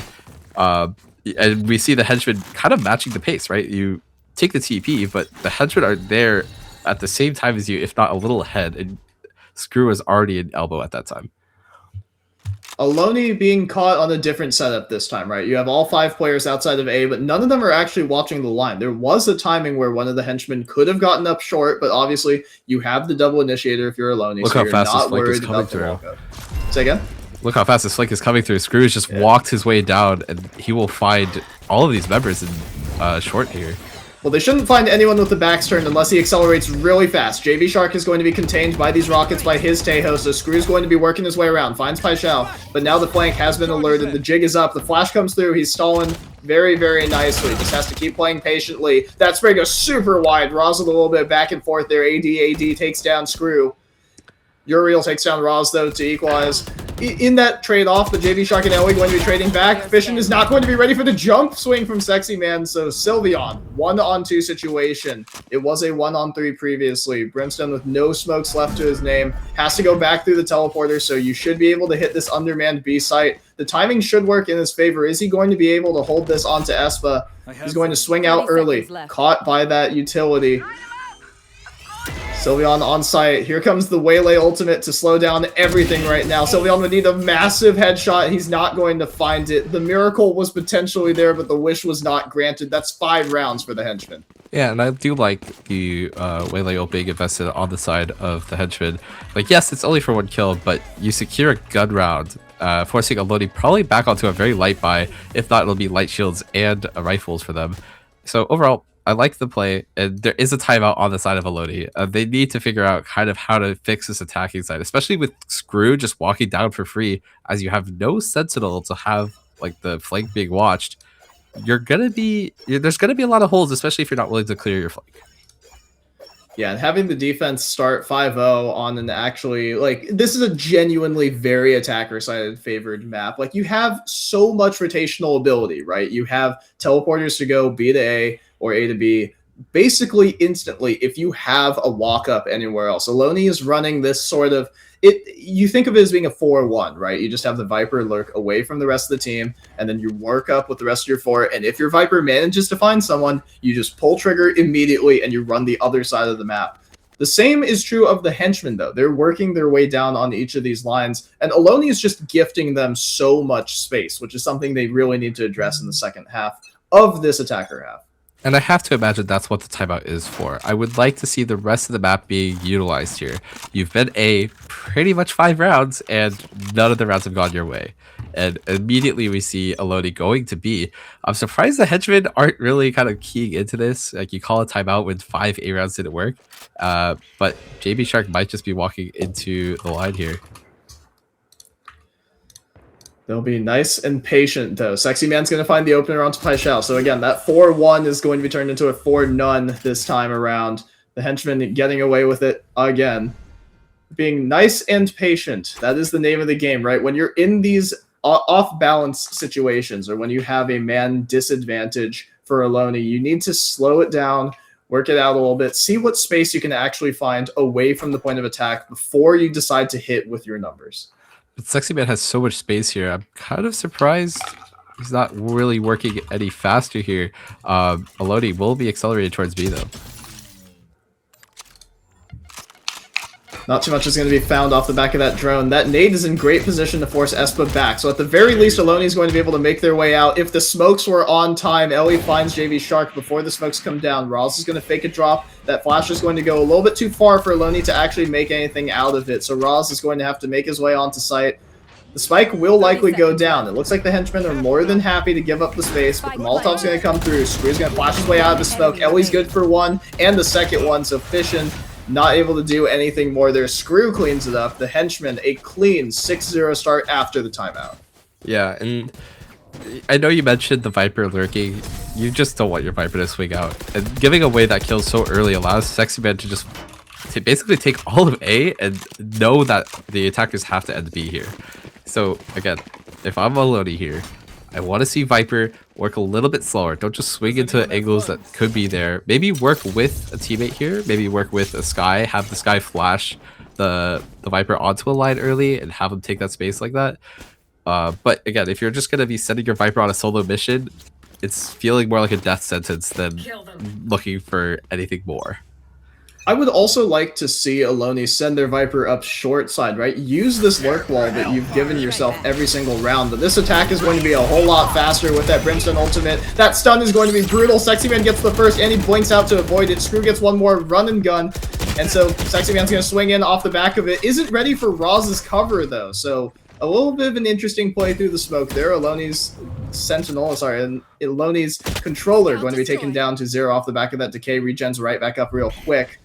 4-on-3 now. That flash going to signal the position of the last remaining Ohlone player that they didn't quite know about, but they might have seen Fishin's leg there, and as they work up, Uriel's good for the first one, knowing full well where the remaining 2 players can be. Sylveon is up on an advanced line, but there's no way that they should be able to predict anything else here. Ra's good for a kill onto Espa, but you still have 2 players here. Yeah, there's going to be a 2-on-2 on site, potentially, as the Henchmen are too afraid of the B lurk here.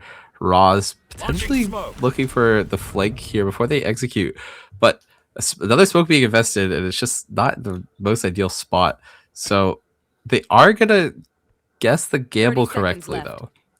Yes, but the henchmen are also gambling of their own, right? They're going to check this Shower's angle, and then they're both going to be in fast rotate position. They're both making their way over towards B site already. The call is coming in from Ellie. Has a pop flash ready. 15 seconds. Ohlone has to speed up if they actually want to get something here. Screw's good for the first one, and the smoke going to betray him there. Sylveon gets the first, but the jump down is held by Ellie. 7 rounds for the henchmen. Ohlone looking all out of sorts right now. And I actually thought with the smoke coming down for Ohlone onto the mid site there, I thought they were just gonna wait out until like the very last seconds and just hit A, but they end up rotating, and the henchman gets it correctly. They assume that with no hit coming through at that timer, that they have to be probably rotated to B, and they immediately book it over there. The henchman playing it well. When you're in a man advantage, I'd rather you just gamble on one site and play together, play your numbers, and that's exactly what they do. Albeit a little late, but they get the round nonetheless. And so the henchmen, you see how active they're being on the opposite side of the map, right? When you have that sky flash all the way down B long, you know that you can set up players with numbers towards this A site, knowing full well that Ohlone has to actually act quickly. Otherwise, you're actually going to be able to take the rest of the map. Pajao and JV Shark might overlook this angle. It doesn't look like he clears it fully. Sexy Man gets the first. He's ready for the second one, but Pajao shuts him down. 4 on 3 now. The henchmen with another man advantage here in round number 8. Yeah, and it's looking again really good for them. They have they still have 2 flashes on the side of Ohlone, so we'll be looking to see how much space they can take without using it though. Uriel has the opportunity to maybe get caught with the smoke. Way up close with Sylveon, but Fission shuts it down. Uriel's going to res right in position, but going to be body blocked there, so it doesn't look like that Clove res is going to find any value, but Screw is going to find a ton off of another extra life. Going to run straight through. Pajao's going to have to run towards backside. Controlled by Espa. Headshot there on that jump out of U-Haul. Excellently done to pick up the 8 for the henchmen. And this is very reminiscent of the last game we watched the henchmen play. Again, they're not really playing aggressive on defense, actually. We'll see if they kind of get a little bored and start going for some things here. But Ohlone taking their time, but it's not working out for them. They're not gaining any space with the time they're investing. And so what you just end up seeing is they run down the clock, the henchmen hold their position, and Ohlone kind of waltz into them. The crosshairs of Sexy Man, of Vespa. So again, like to see something different here. And Ohlone has thrown precious few curveballs here at the henchmen, right? It feels like everything has been right where they're looking. And so Roz is going to drone their way in for JV Shark, going to use another drone off the back of it. So this is a much more explosive take, and they are going to invest the Viper's Pit. So this hold with these close range weapons, as long as they don't get pre-fired out of positions, Ohlone should be able to win this one. Screw finds Sylveon, likely on the edge of the smoke. Here comes the wrap fully. They're fully contained inside of this Viper's Pit towards Woodbox. Sexy Man's going to peek out. He's going to find the first on Fission. Not ready for that fast flank. 5 on 3 now for the henchmen as they storm their way into this Viper's Pit. There's going to be a hold on Screw. Pajao's good for 1. Roz gets a second as well. So the henchmen 3 up. They still need to work their way into the smoke. Pajao's in a great position right now. They have the bomb marked, and they're playing an angle which should be unclearable right now with this judge unless he plays outside of the smoke. Oh, he's found an excellent timing here. Finds the back of Espa and is pre-firing on the spike. Does quite enough. Takes down Elio. 4K. That's the clutch. That's what it takes for Ohlone to get one. And hopefully they ride this momentum into these next, just try to close out the next rounds here. Your defensive capabilities on this comp are pretty good. So you want to make sure you get as many attacking rounds as you can here. So again, really great ult here from Pajao, and making use of the Judge and the Viper's ult. Really well done.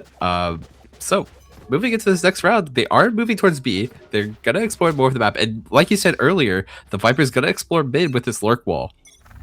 You do like to see it. Unfortunately, Espa is going to be up on an advanced line, and it feels like he's good for the first one. Doesn't even really have to blink out. He could have stuck that for a second if he felt like it. But Ross is going to invest that drone. Pajao's going to trade it the other way. Screw's been caught a number of times on that short walk down, unfortunately. So Ohlone actually putting themselves in another solid position, all things considered, until Espa holds this line. Oh, and Roz with that little jiggle there. The shot's going to go wide for the henchman's opper. So they can just be patient and hit towards this other site. Sexy Man not going to be blinded at all. Swings out for the first and the second one. Those flashes are not helping Ohlone in the slightest. I'm not totally convinced on that TP. We'll see how Ohlone try to salvage this round, but it does feel like it's just a little too late for them in this half.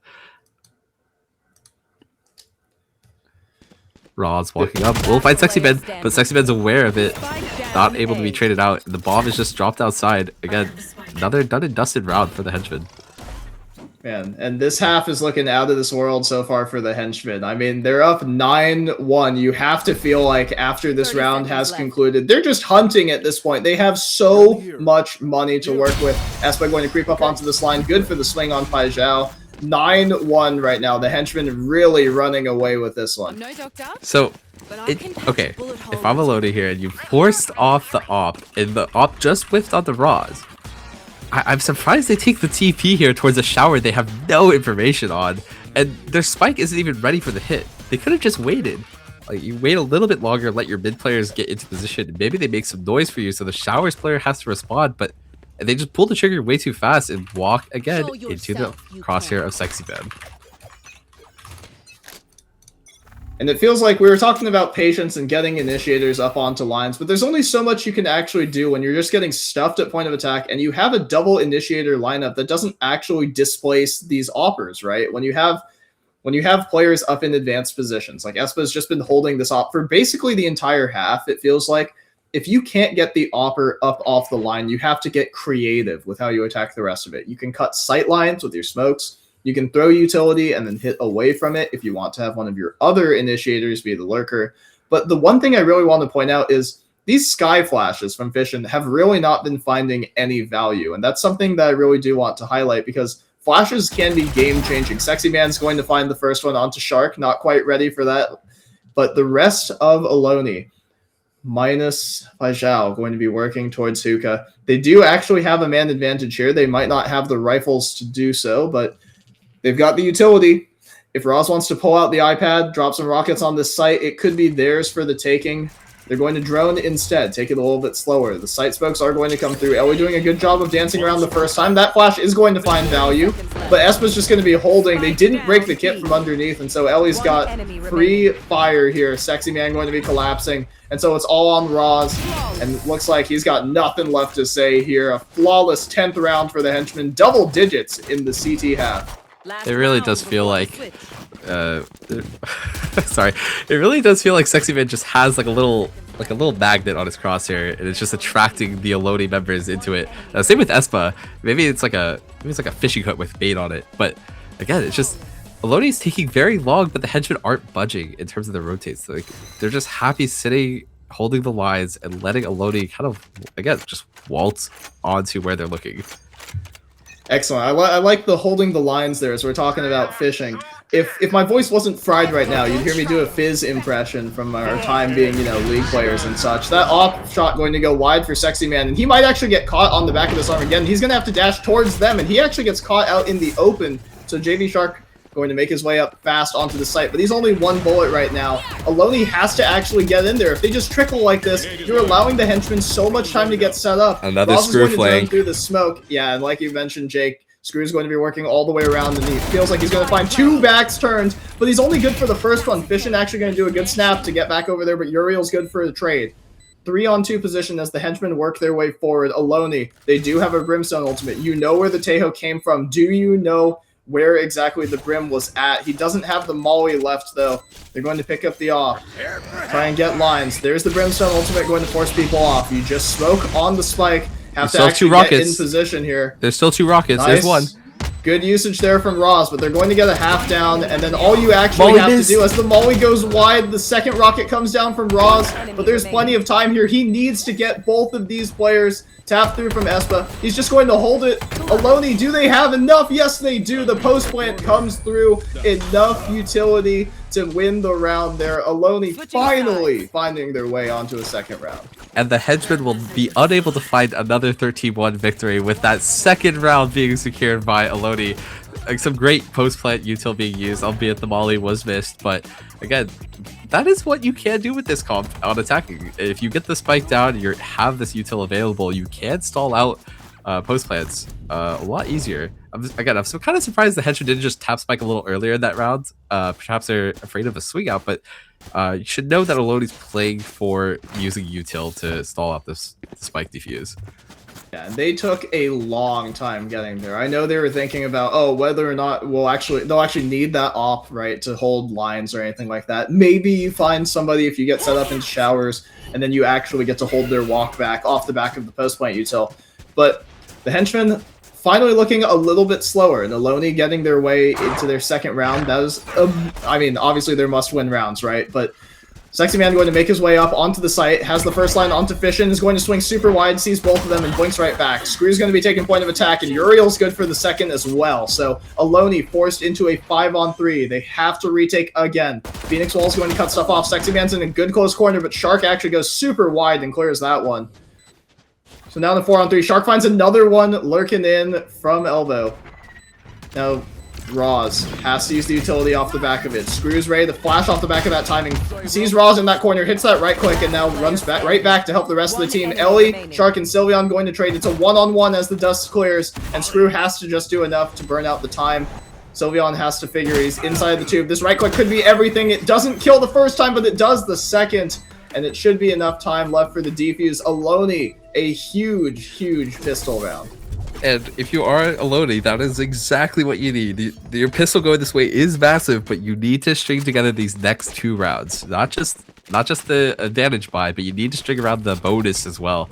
So, if you're Ohlone here, I think you want to almost play a little aggressive, get information on where the Henchmen are coming from early on in the rounds. I don't trade bodies, obviously, but if you know where the Henchmen are coming from, it makes your kind of decisions a lot easier, especially since you don't have a Sentinel to play with.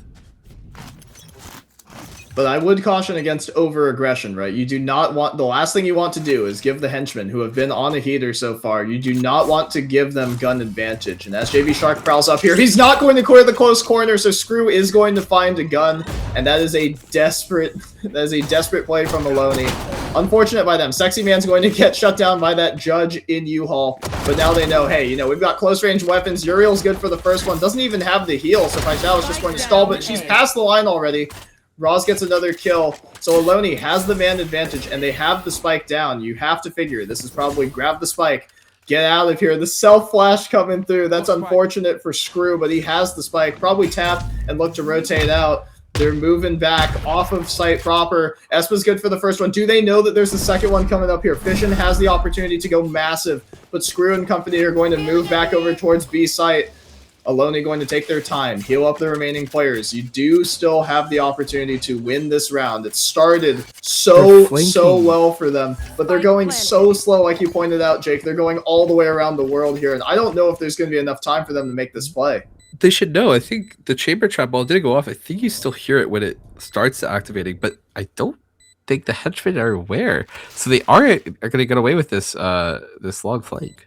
Well, I do think that they're probably expecting one flank and one on the CT rotate, waiting for their long player to actually get all the way around. But in the positions the Henchmen are holding are completely held away from long. So the only way they can find something is if Espa gets caught on this wide swing here. He's good for the first one, and Fission is locked in here. Screw is just jiggling, just stalling out the time for Espa to get a 3-piece. The Henchmen pulling off another heist on Alone's buy round. We said they needed to string together multiple. Well, the Henchmen just stole that one away from them. And I love how you mentioned that you don't want to give away a free body, but not checking Screw on that initial peek there. Oh. Screw just... Merry Christmas, I guess. You just have a present under your tree, or maybe more appropriately on your crosshair there, and the Henchmen are able to scrap together a thrifty there. So, again, Ohlone, I think they're broke. The buys are going to be really shoddy on the... Now the Henchmen just have rifles. Yeah, and as brutal as it is to say, hey, might be time to play for those ranking points, but you actually need this game, right? If you're Ohlone, you can't actually even just hope for that tiebreaker because you need this game to stay alive. The Henchmen are playing like their playoff lives depend on it right now, and the Ohlone don't really seem to have the answers. That stun's going to come through, and Screw's going to fall off the back of it to find the opening kill. Ohlone is all out of position right now. They need to find the kill here. Fission has to find something on the smoke drop. but they're not even going to contest the line. They're just going to let the Henchmen in for free. Last player standing. I mean, yeah, the kill's just falling in the way of Sexy Man. Again, the magnet just finding 3 there, and it's gonna be looking pretty favored for the Henchmen. Phoenix ult online, Chamber ults, while probably not most useful, will be probably popped if they get into a post-fight position. So, and we have the last timeout.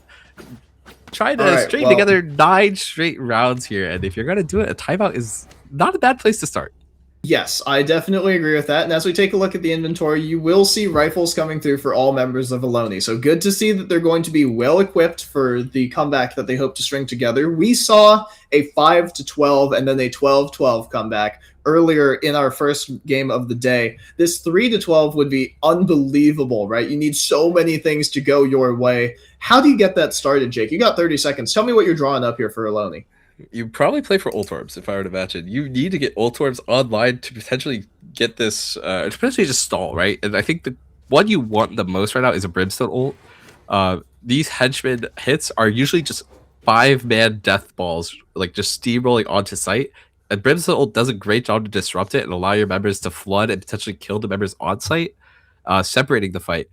But so, okay, we do see Brimstone on A. Maybe he plays with Ateo here to grab the Showers orb before potentially rotating. And if you're on the B site for Ohlone, you want to just stall as long as possible. The Viper Wall does a good job, but you need to actually spray through the Viper Wall, or at least just hold it. Don't be afraid to trade bodies here if you're on guns, especially gun v gun. Any kill matters here, especially if you're rotate to come through. Yes, and every kill matters, right? Like you were just Very much talking so, about. Excellent. So Screw's going to run it back straight through U-Haul. It's going to be another run back onto the B site. Not going to flash himself this time, and he is going to clear that close corner. Good for the first one. JB Shark trades back Uriel. So into the 4-on-4, Shark on that fast flank to take down Screw, and advancing with this showstopper, he needs to bring the house down with this one. Swings out wide, not going to find it as the blink back comes through from Espa's chamber. They're going to make their way over to an undefended A site, but Ohlone, they're wary of this lurker here. They have the opportunity to catch one last player in transition, but Alone's lurker is Sexy Man. Oh, sorry, the Henchman's lurker is Sexy Man. He just held 2 Ohlone players stuck on B the entire time. They're running out of time to actually make this round happen. Yeah, the Chamber ult being popped in the post fight will hold the flank, and Roz will probably be unaware of it.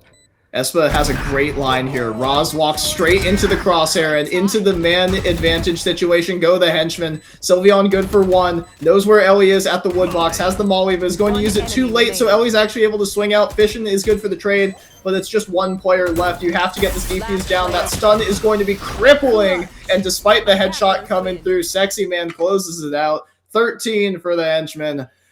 Man, another brutal game to watch for, well, not another brutal game for Ohlone, but a brutal game for the Henchmen's opposition, as they will most likely move on to playoffs. I'm pretty sure it's confirmed. Can I check on that one, Alex? It is.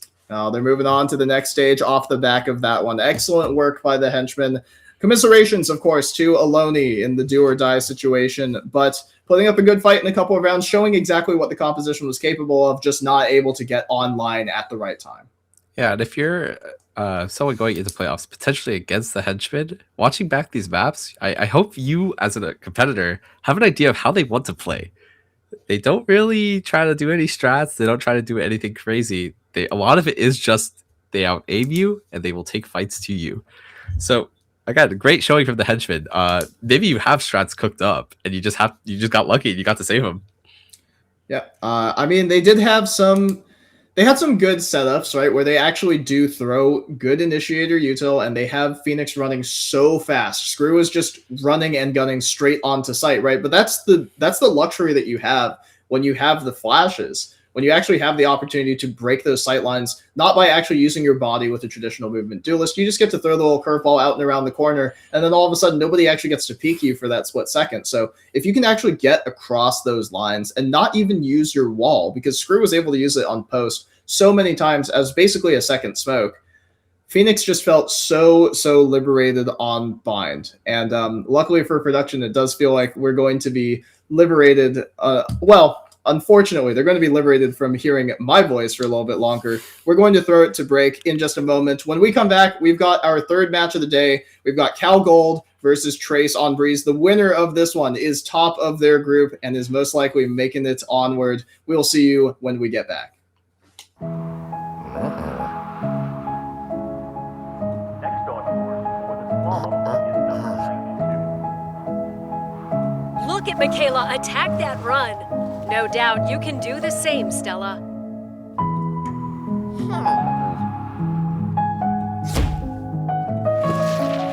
Cut your mobile bill in half and save $60 a month for your first year with Xfinity Mobile.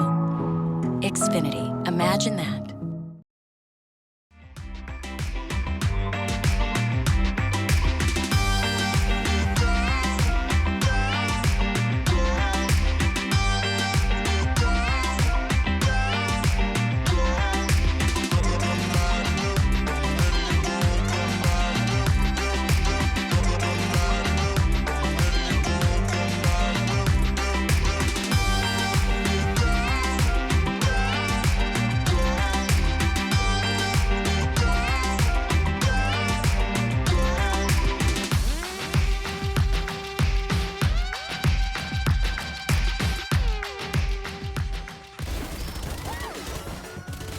One enemy remaining.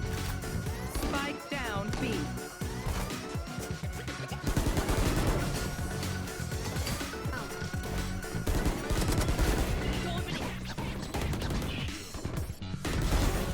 Doing a thing. My Spike down B. One enemy remaining. 30 seconds left.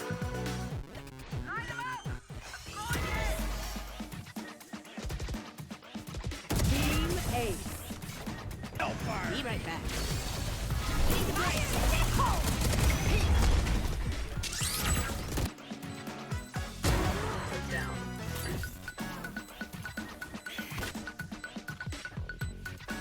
One enemy remaining.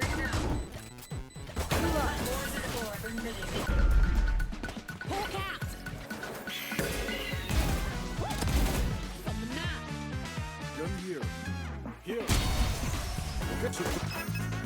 30 seconds left. Spike down B. One enemy remaining. Flawless. One enemy remaining. One enemy remaining.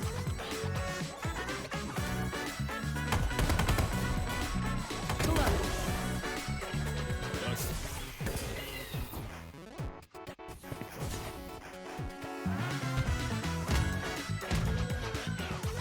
One enemy remaining.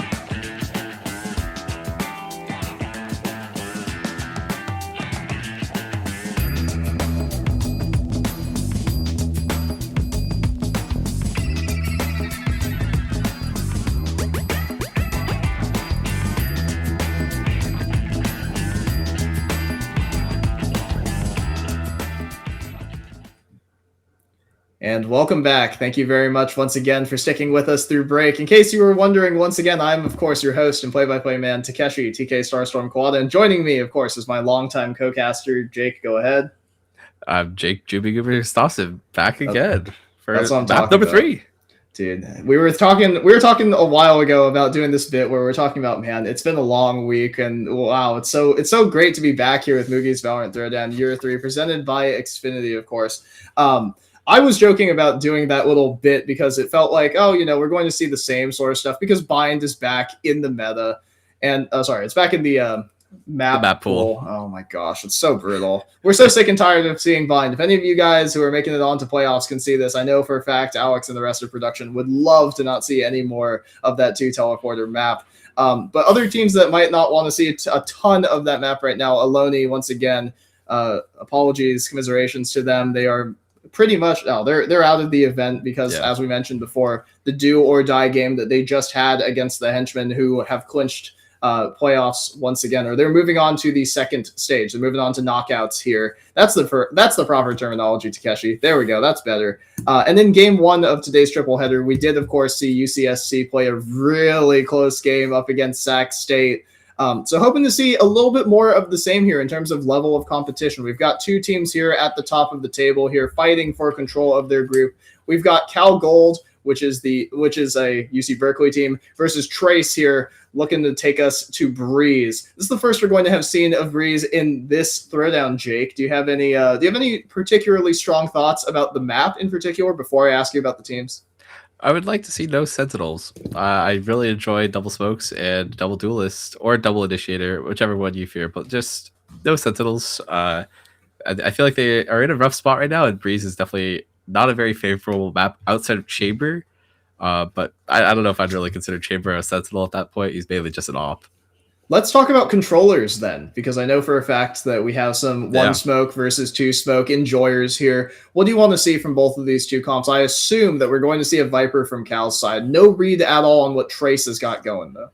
Yeah, I mean, Viper is the stock standard. I don't think it's actually that impressive. I really liked Astra on this map, as well as even Omen. One thing I would like to see, though, is actually Harbor. I think he's got enough buffs to make him decent, especially as a second smoke, not your primary smoke, as a second smoke. There's some cool things you can do with his bubble, and Yoru, who's also very popular on this map. So that is something I would throw out there. But I don't think we'll see it, but it would be nice. All right, and I've just received word from production. We've got a bit of a tech pause. Apparently, Berkeley falling victim right now to a power outage, so that's a little bit brutal on their end. We'll get you guys updated as quickly as we possibly can. Talking about the initiators here, I know for a fact that during the break, I want to see some KO. I want to see some high flashing, some Counter-Strike utility here. I want to talk about frag grenades and flashbangs rather than, like Sova drones and stuff like that. Do you feel like there is any room for, if we are just running the single smoke, because it's probably going to be Astra, right? If it's a single smoke composition here on Breeze. Do you think we could get away with some KO and, I don't know, maybe some finally non-Sova gameplay here on Breeze? Odds are we're just gonna have Sova. It's so boring. But KO is a decent alternative. I think he's better against Sentinel-oriented comps, like shutting down Killjoy. Obviously, if there is a Chamber. But again, I would say I'd rather just not see a Sentinel, so why would you ever bring a KO into it?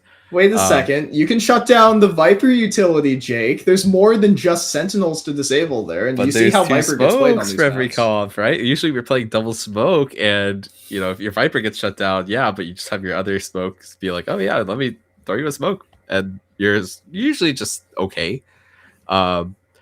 If it's Astra obviously just being able to insta smoke if the Viper wall goes down, right?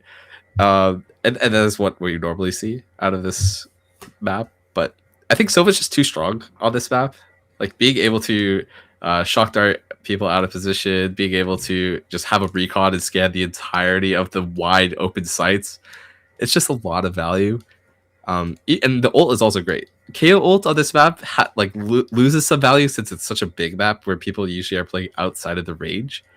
But I mean, hey, people can run what they want. We've seen some wacky comps And actually, as if I could ask Alex to flash the graphics for the standings back up on screen for us, we can take a look at some of that, because the outcome of this game, as we take a look at Group E, we have Trace versus Cal both sitting at 4-0 and 4-1. The winner of this game, I mean, it's just for who is the 1 seed coming out of Group E. Both of these teams have already qualified. So if they did want to experiment a little bit and treat this one more like a scrim, you know that you're making it through to knockouts regardless of what you play. Now, obviously, I assume that both of these teams would want to actually play for their win, right? You would like to see, if you're Cal, you would like to put yourself in the best possible position. Put yourself at 5-1, force Trace to win their last game, and conversely, Trace obviously need to keep the pressure up on Cal so they have the opportunity to make it out 6-0, which would likely qualify them straight through to playoffs. Alex, do we have a graphic for the actual playoff bracket itself? All right, not quite. We'll take a look at that one on the back end of the knockout stage. But once again, taking a look at some of the teams here that we have not been able to update quite yet, but we can extrapolate off of what we've seen earlier today. For Group D, UCSC Slug Gaming is going to move up to 4-1, and for Sac State, they're going to move their way down to 3-2. So still in control of their own destiny, right? Win and you're in sort of situation. That's really all that you can ask for in a tournament like this. And then the other game that we watched earlier today, the Henchmen, THM in Group B, going to move up to 4-1, slightly behind Gank Disciples, and Ohlone going to be eliminated, unfortunately, at 1-4. So a couple of other groups that we still have to watch here. Slowpoke's technically still alive here if they're able to take both games here. AOK, Ball Brothers, and Super Senior, all in Group C. Still a number of games left to be played there. Yes, Unk is at a pristine 3-0, but they still have half of their games left to play. Definitely a lot to watch there. Avail likely eliminated as well, being 0-4. There's no combination that should be able to let them out right now, not considering the teams that they've already played against. And then in Group F, the only one that we haven't touched on yet, looks like Zonlo's Minion and Truds are most likely to make it out of there, as Resolve 2 and Cal White, the third string team from UC Berkeley, going to be eliminated from competition here at Moogie's VALORANT Throwdown 2026. Yeah, well, one thing you actually skipped over is in Group D, there's potential for GGs to actually make it through over. That's true. The Slugs. I'm not sure how the over Sac. tiebreakers work. Over Sac. Oh yeah, it would be over Sac. Sorry. Yes. Yeah, and if like the wins go the right way, and how the tiebreaker works, I'm not super familiar with, but yeah, there's potential for an upset there, especially Sac State coming off a pretty tragic loss, I would say, to be eliminated off. Production is saying that Sac State has played 2 games today, so they would have won their next one. So they're up to 4-2. So that's the end of group stage action for them. Yes, yeah. So all eyes are confirmed on UCSC. They need to win their last game to stay ahead of pace in Group D and stay ahead of Sac State. They're 4-1. Sac is 4-2. That's as high as they can possibly go. So that group is set in stone. We'll be able to fix that graphic up for you guys the next time that we're here on broadcast. I mean, there's really not too much else to say right now, unfortunately. We haven't had a tremendous number of games to broadcast, so hopefully you guys will be able to give us some more opportunities to cast all of you guys in the future, right? And as we continue to take a look at this stuff, let's talk about, Jake, we were taking a look this past weekend at some of the first, I know, we're here casting Valorant, and I've been casting Valorant for so long. I've never really sat down and watched a tremendous amount of VCT prior to the last couple of weeks here. And we watched a couple of pivotal games right now. You want to talk at all about the upcoming event that Riot's got going? I think NA has been one, or actually both NA and EU have had a surprising number of, I think people would consider them almost dark horse competitors coming through. For NA, it was Furia, and for EU, it was Gentlemates. Both rosters put together literally this year and coming out very dominant. Obviously, Furia taking, I think, the first seed for NA, if I'm not mistaken. And Gentlemates, I believe they're the second seed after beating Fnatic in their. I'm going to fact check all this information for you, but keep it going. Yeah, I believe. Okay, I know NA is the 3 representatives are Furia, G2, NRG, and I think it's excellent in that order. I think it is Furia first, G2 second, and Energy third. Energy having a great third match against MIBR, and that was what was it? It was reverse sweep, I believe. So that was an exciting match to watch. And Furia also just, I think a lot of people are surprised at how good they look. A lot of people had them pretty low on their power rankings, so really cool to see them doing well. And I believe that is the first time they've qualified for an international. As thank you, production. We have all of the teams qualified. For EMEA, yes, it is Gentlemates, Liquid, and DBL. Fnatic just missing out. Having a really tough 5-game series against Gentlemates. Also, I believe that was a reverse sweep, if I'm not mistaken, that they lost, and then the next day they just got 3-0'd by Liquid. That is factual. That the 2 games that they lost down the stretch after Gentlemates took split 13-6, they lost Fnatic lost 2 12-14s on Bind and Haven. That is brutal. Yeah, I mean, if you're watching Gentlemates, and I actually really like watching them, Martine has been absolutely frying on a Yoru only. They make really good use of Yoru ulting behind Astra cubbies. Like they literally have Astra ult, and then they'll make a little cubby for Martine to just ult into, so no one knows he's there, and he'll just literally walk out and fry 3 of them. So again, really fun team to watch. Liquid playing very aggressive as well. I've watched more EMEA than I have VCT Americas. Sorry, it's just the way it is. Liquid playing really aggressive, and I that's obviously being the only IGL I think at this tournament that does absolutely insanely well every single map outside of Ethan. I think Ethan is another guy to watch. But yeah, overall, I think this tournament will be really exciting to watch. I think CN, a lot of people have pretty lowly rated. A lot of people who watch just overall the Chinese league, they're not too impressed by the level of play there. But the Pacific, on the other hand, I think a lot of people are really excited to watch them. Nongshim Medforce, again, another. I think a lot of people had them going pretty far. I don't know if people expected them to be this dominant, especially over T1 and PRX. Again, scraping by, but hey, they're there. Another fan favorite. So yeah, I think this tournament will actually be quite fun to watch. And of course, this tournament that we're talking about here, Jake, as I didn't realize what I was getting myself into when I gave you the handoff there. We're of course talking about what giant event do we have? Masters Santiago. Excellent. A 12-team event, 3 from each VCT region. It's very first stand sort of feeling, or like, I mean, I don't know. This is like a cooler MSI, if I'm being honest. Having 3 teams from each region, really big fan of all of that. And of course, I get to see a couple of, I get to see one of my favorite orgs play there. We're going to leave that one ambiguous in case Let's go Liquid. Let's go Liquid. Okay. Thank you guys. And then of course, Energy with Ethan there carrying on the CS legacy. Really love to see that stuff as well. But should be an excellent event. We've got a format explainer ready for you guys at the end of our stream here today. But matches begin next weekend, the 28th, with our Swiss stage. And Alex is actually just going to show the schedule right here. So Jake, you were talking about you were surprised seeing Nongshim there over T1. Well, we've got T1 versus Liquid. If this was League, I would be really threatened. But I haven't actually seen enough. Okay, thank you, production. Thank you guys for laughing at me. I haven't actually seen enough of Pacific to know exactly how this matchup is going to go. Do you have predictions for the front 4 matchups we've got here on the 28th and the 1st? I know, I'm handing you a poison pill. I don't think it's that hard. I think I have Gentlemates over EDG, and I have NRG over XLG. I think, well, actually, XLG one I can see going potentially either way, but I'm going to favor NRG just because I feel like their prep is always very strong.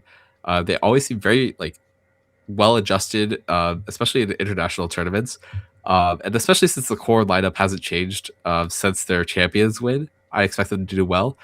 G2 PRX, that'll be a fun one. Honestly, that could go either way. The G2 are very structured. They usually have very set protocols, and they act pretty quickly to what the opponent tries to do. But PRX are very unpredictable in that sense. They tend to just almost go off vibes and aim alone. So it'll be a fun matchup to watch. And T1 Liquid. I'm sorry, I do have to give this one to T1. I think both of these teams are very much aim oriented, and T1 just they got shooters, man.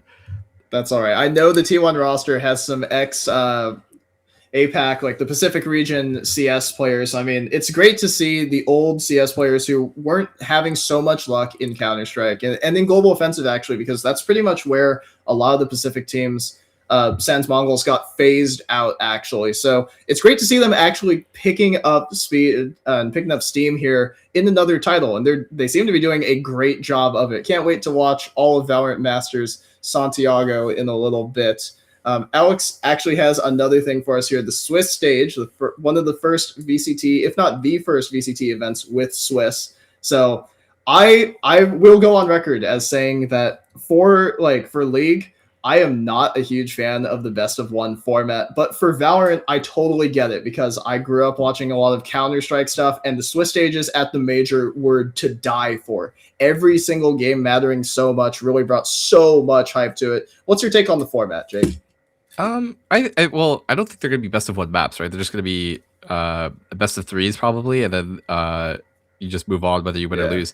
I like Swiss stage. I always am a Swiss stage enjoyer, especially after League implemented it. Though I do kind of miss groups. I think it just works better for FPSs, especially since it's you always want to play like the least number of games. And Swiss stage just does a good job at that overall. If you're winning, you get rewarded by playing less maps, and I think that's just it does favor FPS for sure over League. But yeah, I'm excited to watch it for sure. And we do have some excitement there. So as we cut back to Moogie's Valorant Throwdown action, I know I'm so sorry, Alex, for what I'm about to ask, but you gave me some breaking news here. Can we please throw the graphic back up here as we talk about the tech pause stuff that we have? We had some breaking news that production dropped over towards me that D&D in Group A actually did lose. Alex, can I get a read on or report on who beat them there? He's going digging, fellas. Just give him just a moment. Slow actually did the damage there, so they're up to 2 and 3 right now. D&D dropping to 4 and 1. So Slow is 3 and 3. Production is letting me know. So they've put themselves in the best position possible. So have Front Shotters played their last game yet? Don't believe so. Okay, who so are they playing? Group A is all up in the air. It's fantastic. Okay. Great. Front Shotters' last match is against D&D, so they have a do or die situation to put themselves up at 4 and 2 and qualify. That would mean both of them make it out. If they lose, the Slow Front Shotters tiebreaker would in fact go to ranking points, and so every round that they win would in fact make a huge difference. We'll take a look at those RP totals another time because unfortunately it does look like we are experiencing severe enough technical issues to where we will not be playing out our third game of our triple header today. Can I get an official statement on that one, Alex? True. All right. And all right. So that's unfortunately as anticlimactic as it is. We started off with a double overtime banger, and unfortunately we're going out with a little bit of a whimper here as we don't have any more Valorant to show you guys. And as we come back here to cameras, I suppose we've done this whole lead-in and all the discussion about everything that's going on around the game for, unfortunately, nothing more here. Next up is not, in fact, Breeze. Alex, do we have a schedule going on for next week's matches? All right. We do not have any expectations for any of that stuff just yet. We'll let you all know as soon as we come up with something if we do decide to.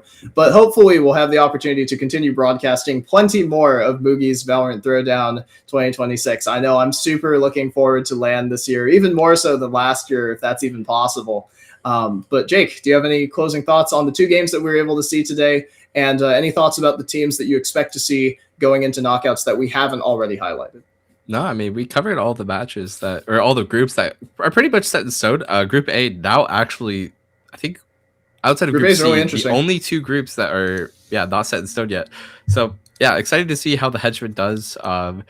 We have some interesting thoughts about them. We do think they're a little bit aim only, but it'll be interesting to see how they measure up against the other group winners. So yeah, I'm excited. Absolutely. All right. Well, on behalf of myself, on behalf of Jake, Alex, and Rachel, our production team, thank you very much for watching. We're going to cut to a format explainer here for Valorant Masters Santiago. Thank you very much, Riot. Of course, Moogie's Valorant Throwdown 2026 presented by Xfinity. We'll see you all another time. Have a good one.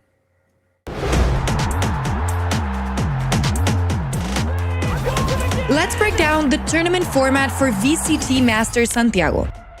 2 stages stand between these teams and the trophy, the Swiss stage and the playoffs. Not everyone starts on equal footing. The elite, each league's first team to qualify at kickoff, have already secured their reward, a direct ticket to the playoffs, bypassing the chaos of Swiss entirely. The other 2 teams from each league, they'll compete against each other for a chance to make it to the playoffs.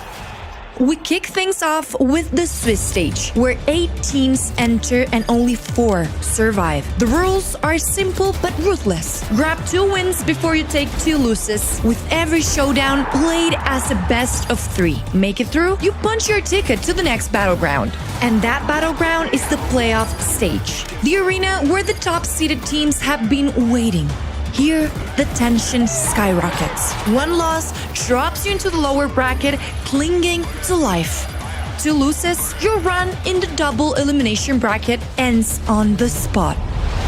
This is Master Santiago, where ambitions ignite, icons emerge, and every round inches teams closer to greatness. And don't forget, it's not just about winning matches. It's about stacking championship points on the road to champions. Every victory matters, every map counts, every moment could define a season.